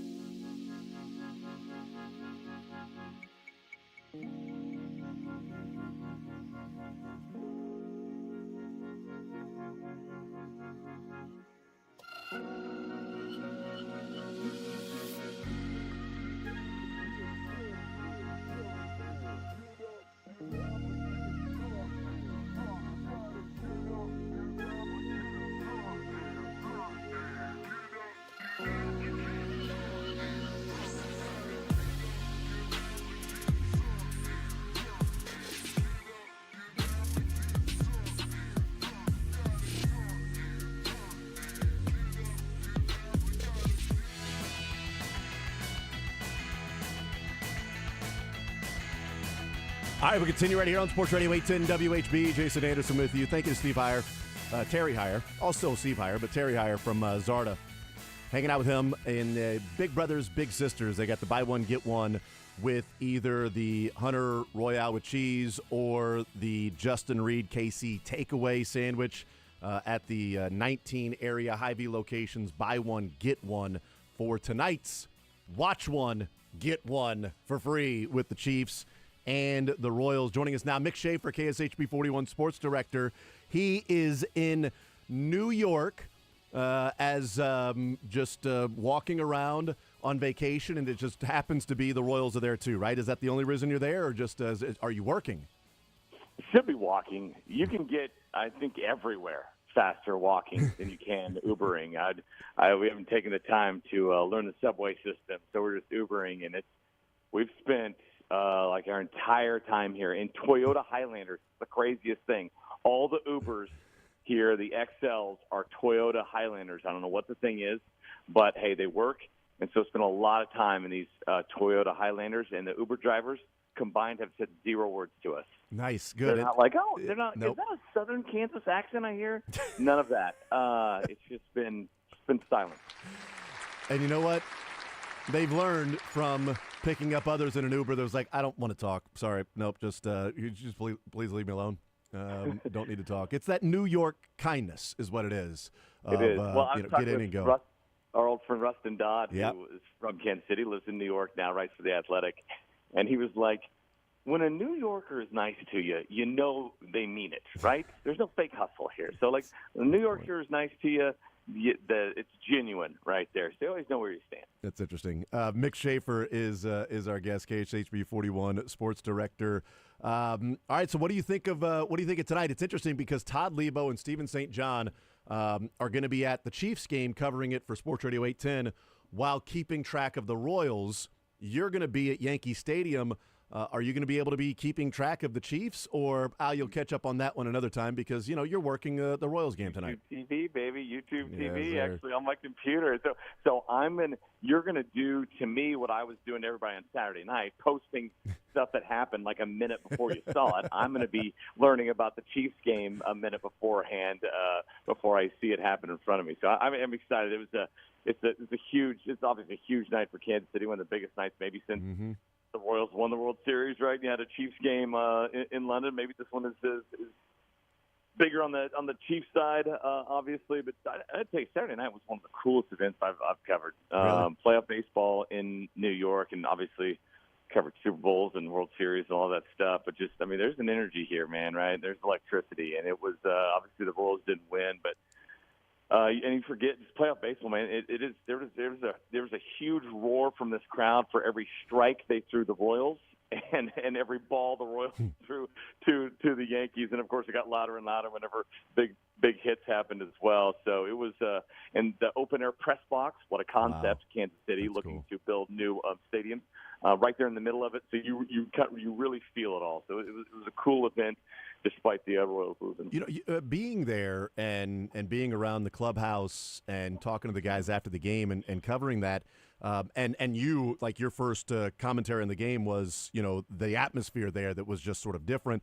Do you think that affected the players at all? I went through and looked, and Yuli Gurriel has played, I think, 8 or 9 postseason games at Yankee Stadium. So not new to him.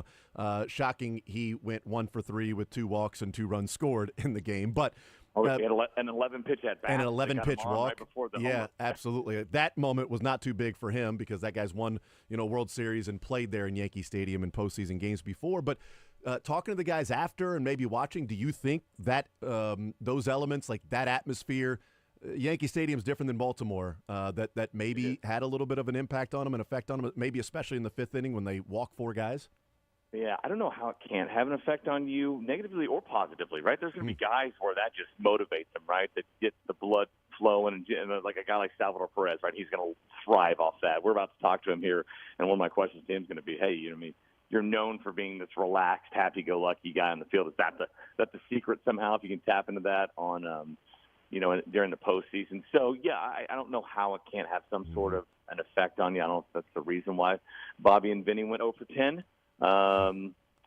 who knows there, but they got one of those games under their belt for tonight. And, yeah, back to Gurriel. He's played 89 postseason games in his career. The Royals franchise has played just 77. What are we doing? He's about to play his 90th game. Royals about to play their 78th tonight. So I thought he was huge. Taking the third on the throw home to get Salvi in the first. That's true. He scored a run. That allowed them to score that first run. And so I like having him out there. Look, I thought the Royals had a chance in both games. I like the best thing they going for them Saturday is that the Royals the Yankees hadn't played in almost a week. And now tonight, the best thing they have going for them is that they have the best pitcher in the series. Yep. Right, amongst the two teams going for them, and it's Cole Ragans. And the Royals already faced the best Yankees guy, and they had their best swings in weeks, maybe, as a whole. Right? Yep. I mean, we talk about Bobby being 0 for 5. 3 of those balls hit hard, right? And so, really liked what I saw from the lineup. And so if they can carry that over against Rodon tonight, I like their chances. And, of course, it's a huge game, right? Yeah. 5-game series. You drop this one, those percentages, above your name, they drop as far as getting the series to go your favor. Absolutely. It's a massive, massive series. And if you can win this one, then, you find a way to win one more, and you get Cole Ragans on the mound in Game 5 if it gets there. Like tonight's Game 2 is also sort of a preview of Game 5 because Rodon and Ragans would be on normal rest on Saturday for Game 5 if they get there. Well, so I would love to get a shot at Game 5 with Ragans on the mound in Yankee Stadium. Well, and just think, you're heading home on a day off, smiling ear to ear with Lugo going at Kauffman Stadium. Yep. Right there. We talk about Ragans being the best pitcher of the series. Lugo's got the best chance of winning the Cy Young, right? So it's a 1A, 1B right there, and so that would be that would flip the script, right? You would have home field advantage for yourself, and you would have the momentum. So obviously, huge game tonight. You're there, open air press box. You've got the whole field in front of you. Second inning, first and second, nobody out. Melendez singles to right field. As you're watching it, were you surprised that Vance Wilson sent him? Because we're watching it, and you can't see both things at once, right, on TV. Right. But were you surprised when he's waving him home? You're when you see it there, right? It's like an old defense in basketball. You're pointing ball and man, right? You got exactly. one eye on the right field, and you got one guy at the gut rounding third base. I was saying the whole time, you might not look like this answer. I was saying go, go, go. Yeah. Send him. You're not going to win this game. Not taking chances when the series, not taking chances, not being aggressive. I know it's Salvi, but it did take a really good throw for him to be out. And it was 0 outs, and I like that Gurriel got the third there. Now, and also, I've seen the Royals with the bases loaded a lot the last month, and it hasn't turned off. Well, I would much rather have, you'd rather have guys at second and third than the bases loaded, right? Bases loaded, there's chances for outs and double plays all over the place. And the Royals have managed to muck that up quite a bit. And so if you would have told me, okay, with the bases loaded there, the Royals no outs, I would have bet that they would have got one run that inning, right? And they ended up getting one run. So I didn't hate it. I like the play, and a lot of people didn't, but immediately I was like, send him. And they did. It didn't work out. But I think that kind of mindset is going to benefit them better in this series. Well, and that was one of the things that we heard from Matt Quatrero, and Jalen asked him if that was an aggressive send, and Q's response was, yes, it was aggressive, yes. But there was like a follow-up of, okay, is that stretch? Like it? Is it too aggressive? Because I think there's a decent chance that they might have met before the series and said, hey, Vance, we're going to be aggressive. We're going to make them field it, throw it, relay it, catch it, all that, tag it. We're going to make them do that, and we're going to maybe we get thrown out, but maybe we get a couple of runs as well. Maybe, it over the course of 3 to 5 games in the series, we get more than they get, but we're going to force the issue and make them make the play. Yeah. And if that was a strategy going in, then, hey, the first opportunity you had, you got thrown out. Maybe the next 2 or 3, you'll be safe, and it'll be a good slide or a bad throw, or you'll advance runners along the way. If that was the approach, and Matt Quatrero said to Vance Wilson, and it was just the coaches coming together strategy of 50-50, maybe 60-40 the other way. We're going to be aggressive, and we're going to send them and try to force the issue. Listen, it's like tonight. If it was the first inning, right? It's like tonight. If the Chiefs on their first drive get to 4th and goal at the 3, And if you ask somebody, hey, should they take the points or should they go for it here? The answer is yes. I don't think there's a wrong decision there, right? I mean, it's still early. I don't think, in the Chiefs example, taking 3 or risking it and going for 7. There's a lot of game to make up for it. So that was my train of thought with that. Now, if that's in the 8th inning and it is a tie game, a one-run game, absolutely no. Yeah. I have a very different feel on that, right? And I think the move would have been very different. Yeah. So I think timing of it certainly made the Royals more aggressive as well. And you know But what? it's It's a funny, good point. I mean, second inning, you got time to make up for it if something happens. Yeah, it was second inning. I learned Salvia is not the slowest guy on the field whenever Giancarlo Stanton is playing. Wow. I just and then he sort of did like a shuffle over at first base. He cost them 2 runs. I mean, I have no idea how Garcia. Yeah, well, what was that at first? It was almost like he was chopping his steps. Yeah, I say I don't know how he got him, but then I do know how he got him because it's like, how did Garcia field the ball, get up, throw, and get him in time? Oh, it was He Stanton. looked at second first, and then he had to pivot back to first. You have the timing in your head. You watch that until you're not watching it run. And when he finally turned to throw to first, I'm like, just eat it, right? You're thinking just eat it, and you forget Stanton's running. And when I got that, so I automatically assumed that Stanton was just dogging it down the line, and this whole relay. I'm like, no, he's running his hardest, I guess. That's fast for him. Yeah, so I hate to tell you that. Do you have before we let you go? Do you have a learned or funniest best from this weekend at all? I know I didn't prep you beforehand, but that's fine. I've learned so much. Hey, did you guys know that back in '80, this I learned that back in 1980 when the Royals and the Yankees played in the ALCS, guess you know how many pitchers the Royals used that entire series? Oh man, I'm going to say 6. 4. Wow. 4. You couldn't guess low enough there. Wow. 4 to Larry Dura, Splittorf, Dennis Leonard, and Quiz. That was it.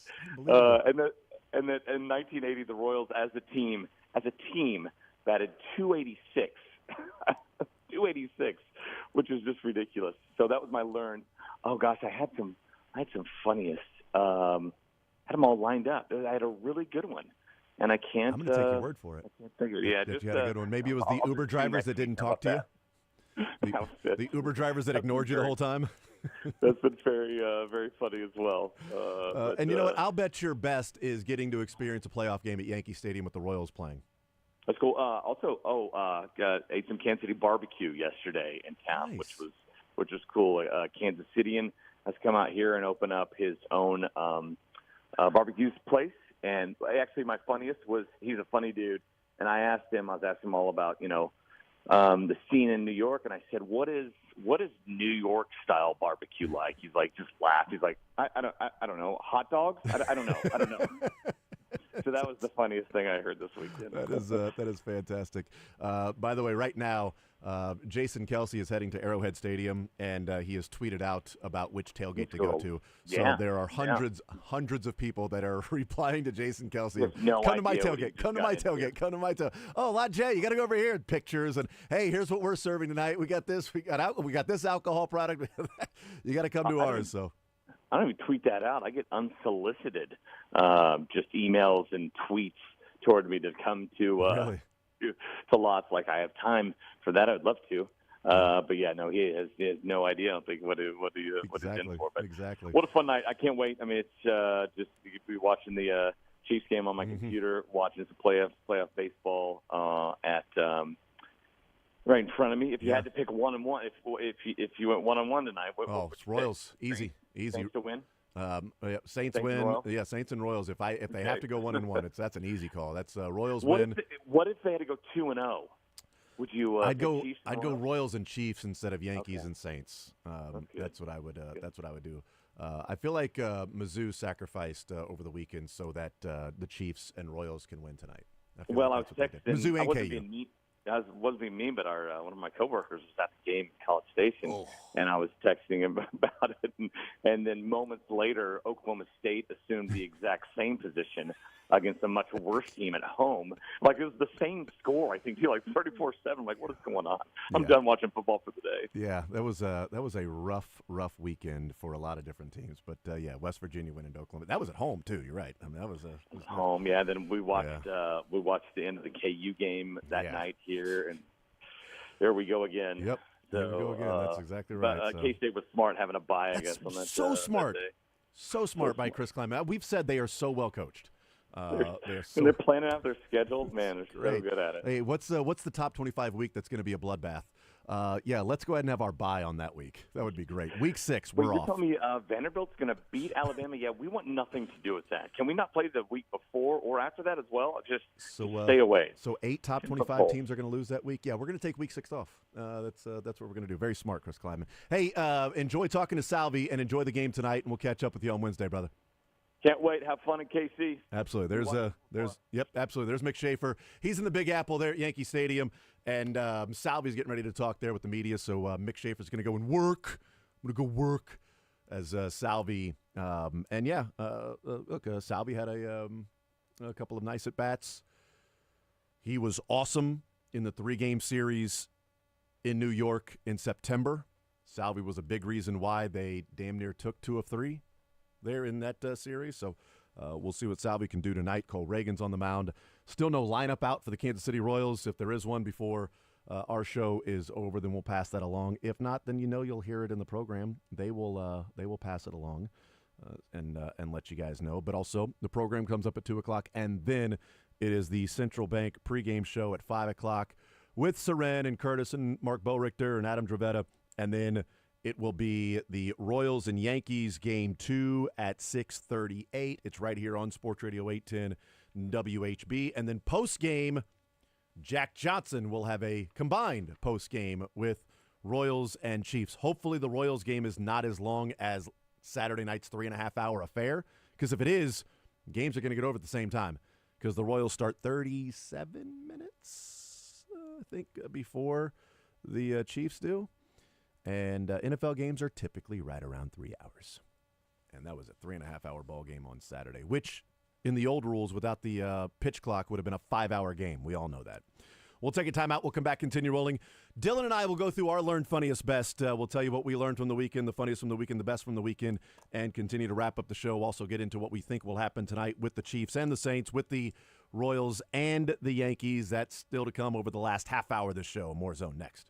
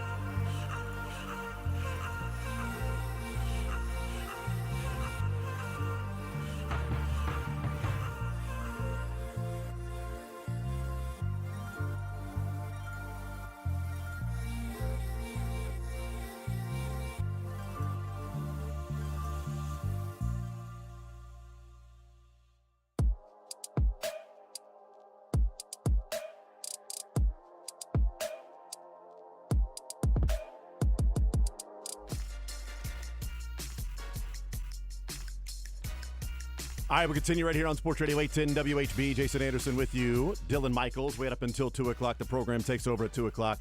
It's Rim Petro, Curtis Siebold, Adam Dravetta. Then at 5 o'clock, we've got Central Bank pregame show. And, of course, Royals and Yankees, Game 2 right here on Sports Radio 810 WHB. Major League Baseball playoffs coverage on Sports Radio 810, brought to you by Greenlight Dispensary. Check out greenlightdispensary.com for all premium cannabis products this playoffs. We got the learned/funniest/best from Mick Schaefer in the previous segment, but Dylan and I will go through Learn Funniest Best from the weekend. Learn Funniest Best presented by Citywide Remodelers. If you're ready to turn your house into your dream home and upgrade your bedroom, kitchen, and bathrooms with top-notch craftsmanship, visit Citywide Remodelers at citywideremodelers.com. We'll also get our Chiefs predictions from Sterling, Dylan, Mick, myself, in the next segment as we wrap up the show. But let's go through the learned, funniest, and best from the weekend, just for Dylan and I, just for the two of us, learning, we having can make fun. it if we try. We can make it if we try. Just the two of us, you and I. Here's what I learned this weekend. I learned that NFL referee Clay Martin. I learned that he is also a basketball referee. And I learned that by watching the Bills and Texans game, because this is one of the calls that he made during the second quarter when Josh Allen did not fumble the football. He's going to run with it. And Allen's got the angle for the first down. He took a hit at the end, and then he just tossed the football. That ball might be out and available for Houston. I think they let it play out and have replay deal with it. Mario Edwards Jr. with Josh Allen. He had the hesitation move, and then there's Edwards. He's out of bounds. He's out of bounds, so he's okay. That right foot was out of bounds. Everything after that, nothing left. After crew discussion, the runner was out of bounds before he fumbled the basketball. The ball be placed at the 39-yard line. It is a first down. It's almost basketball season. And I will say for Clay Martin, he's been a long-time basketball coach at Jenks High School in Oklahoma. He's now the AD there. So we're going to give him the mulligan. He's in preseason practice right now. It's a pretty good school, too. He's locked in, and there was a Final Four here not too long ago that UConn won. Clay is not working the Rockets game. Not headed to the Toyota Center for this evening? It's the Rockets and the Buffalo Braves. 20 seconds to go in the first. Ian Eagle there, great call, but he never came back and corrected this before he fumbled the basketball. Like, oh, snap. Okay, Clay Martin. Turns out longtime basketball coach, now the AD at that particular high school.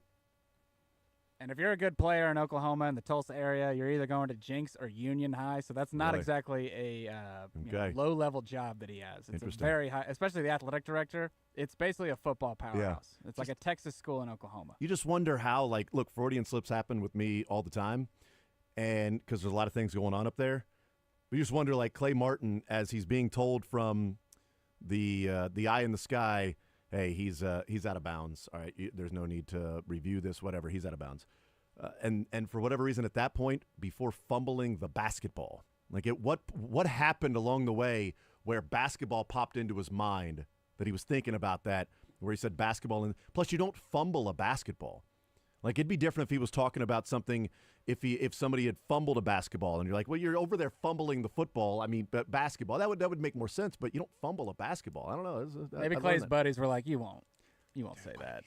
You won't say basketball one time. That's what it was. He lost a bet. Fumble the basketball. Yeah, you got to do that. Yes, he was low scorer in fantasy football. There you go. Which I don't think he can do that. No, I don't think he can play fantasy football. If you let Clay, it was not a fumble. Josh Allen is my quarterback. It was not a fumble. I need those 2 points. Damn it. If you allow him in your league, you're almost just as wrong for him joining the league as well. Exactly right. What'd you learn this weekend, Dylan? So I learned that Alan Page, he is a Pro Football Hall of Famer, and his wife unfortunately passed of cancer a long time ago. And what he does every single year, he goes in Minnesota. They do basically a marathon to. Well, thanks for the Twitter loading here. There you go. Yeah. Got it. And he was a Supreme Court justice for Minnesota, so he goes and plays music from his sousaphone to cheer on the runners in the Twin Cities Marathon since 2018 when his wife died. So he is still doing that, and I think it's pretty awesome. It's part of his Football Life documentary. You watched the Football Life documentary? Yes. That's surprising you checked one of those out. It's the first one, yeah. But yeah, he's a good dude, and I always like to spotlight That's that. awesome. Hall of Famer too. So there you go, doing something cool like that. He's done a lot. Supreme Court Justice for Minnesota. So right. done a lot. He's maybe a Hall of Famer outside of football too. Who Yep. knows? All right, let's go to the funniest. We'll just go back and forth here instead of going around, since you would have to do two at that point. But the funniest for me was, we're at Sterling's wedding reception over the weekend on Saturday, and the funniest was Todd Lebo was just in rare form. I mean, rare form. Yes. To the point that Seren had to dial him back.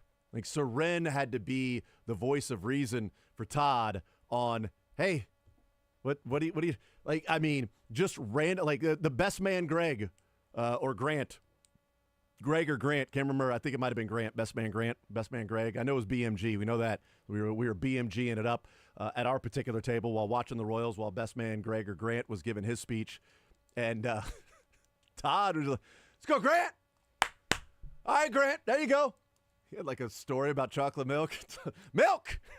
Just like, Todd, what the hell are you doing? And just randomly, woo!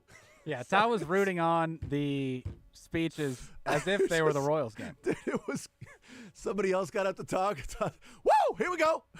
Like, Todd, it's like, how am I the one trying to dial just reel Todd back in here? I think Todd was enjoying himself with the open bar. I'm not sure. Maybe that's just how he is at wedding receptions anyway. But that was my funniest, is Todd Lebo in rare form at Sterling's wedding on Saturday night. That was great. Good times. Yes. What was your funniest, Dylan? My funniest was, I can't find the audio of the in-dugout interview with Profar after he robbed the home run, but clearly they were talking trash between him and the fans, and it got pretty contentious throughout the game between both sides. And they go to interview him like, hey, what'd you say? What'd the fan say to you? He just says, oh, no, I just said, excuse me, I need to get the base. It was just one of the greatest deliveries of, obviously that's not what was said, but I can't say what was said. Right. I thought it was just funny in itself that he had to go. I mean, he almost had to go into the crowd, and they were saying it would not have been fan interference for any of those fans to try and catch the ball. Like, I don't know what they were doing. Right. You got to knock his glove out of the way, and he almost, like, his glove got there just, his stretching out was just enough to catch the baseball. And yeah, you got to knock his hand out of the way. You got to go for that, man. You got to tackle him or something. You got to Terry Tate office linebacker him when he comes into the stands and reaches over. Just take him out. I mean, that's fair game at that point. You don't need to then throw things at him after you let him catch the baseball. Exactly. So that's why it was funny, because they were great. trying to get him to say what was said, and he just, no, it was a great interaction. I just said, excuse me, I need this. Well, yeah. It was like Bo Nix saying that the interaction with he and Sean Payton was just, well, he said I love you, and I said I love you too. I'm like, sure, that was it. My best from the weekend was Sterling's wedding, the reception there. Oh, great. It was a lot of fun. Our table was clearly the best table. Clearly. Yes. I mean, no doubt. Me and you, Sterling, Sterling was not at our table. That would have been weird. Yeah. But me and you, Seren and his bride, Todd and his bride, and just the six of us. Me and you on a date, and those two on a date. I had a good time, by the way. It was great. Yes, thank you. I appreciate you You picking were up the a tab. gentleman, so, yes, yeah. absolutely. I liked that both of us got 2 meals. Well, yeah. My best was Dylan getting a to-go box. And I actually brought it for Curtis. Did you? Yeah, I did. Oh, you gave it to Curtis? I did, yeah.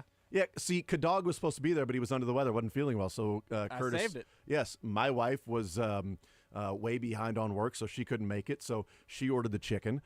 Curtis got the filet, so I went ahead and had the filet and the chicken, since I ordered the filet. I had the filet and chicken, and then you got the filet, and Curtis got the filet, and so but you got a to-go box for Curtis. But you got it for Curtis? I thought you were going to take it home and eat it. I just, I didn't feel like I should. I already had the filet, so I didn't want to do that. And it was That's nice also, of you. it was a little bit of a self test. Could I look at that every day in the fridge and make it to Monday? And I did, so I'm kind of proud of myself. Good for you, man. Well done. I thought going and getting the multiple pieces of cake to go, I thought that was a little over the top. Well, Dylan, that was we don't a have little. to talk about that, because those aren't making it to Curtis. Did you get those to Curtis? No. Yeah, oddly enough, my wife's the chicken and mashed potatoes did not make it home to her. Oh, darn it. It made it right to my stomach. Fell out the window on the way home. Yes, I also had her portion of cake, too. I had that as well. All right, there's our bests from the weekend. We'll take it. Learn Funny's best from the weekend. That is presented by Citywide Remodelers. We'll take a timeout. We'll come back. We'll get into our predictions, Chiefs and Saints, Royals and Yankees. More Zone next.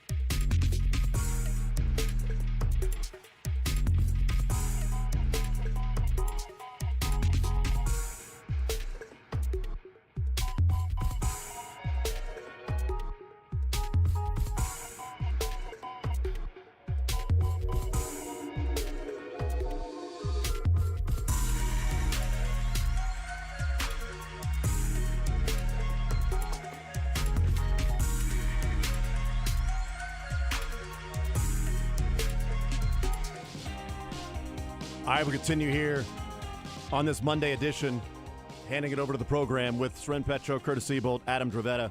They will take you up to 6:30. Take you up to 5 with the program, but then Central Bank pregame show starts at 5 o'clock. All right, let's get into our predictions for tonight. One of my predictions is that Sterling's farcical life will have him tailgating with Jason Kelce this afternoon somehow, some way. Because he's going to the Chiefs game. He's tailgating with his buddies that are in town for his wedding. And Jason Kelce has already tweeted out about where to go in tailgates, and everybody's reaching out to him. Somehow, Jason Kelce will make his way to Sterling's tailgate. That's one of my main predictions. But Sterling has the Chiefs winning 23-17. Mick has the Chiefs winning 27-24. Dylan, what say you on Chiefs and Saints? I got to go Field Yates had a good score. I'm going to go 21-17. 21-17. And I am going 24-13 as my final. I think the Saints will be lower scoring. I think the Chiefs will find a way to get 4 scoring drives tonight. We'll see what ends up happening. Royals win tonight, Dylan? Yes, sir. Yeah, I think they do as well. I think Cole Reagans is on his game tonight. Keep the theme of the Major League Baseball postseason going. 1-1 series. 100%. Got to do that. We'll see. Tigers and Guardians start in about an hour or so. We'll get out of here. The program with Seren Petro comes up next right here on Sports Radio 810 WHB.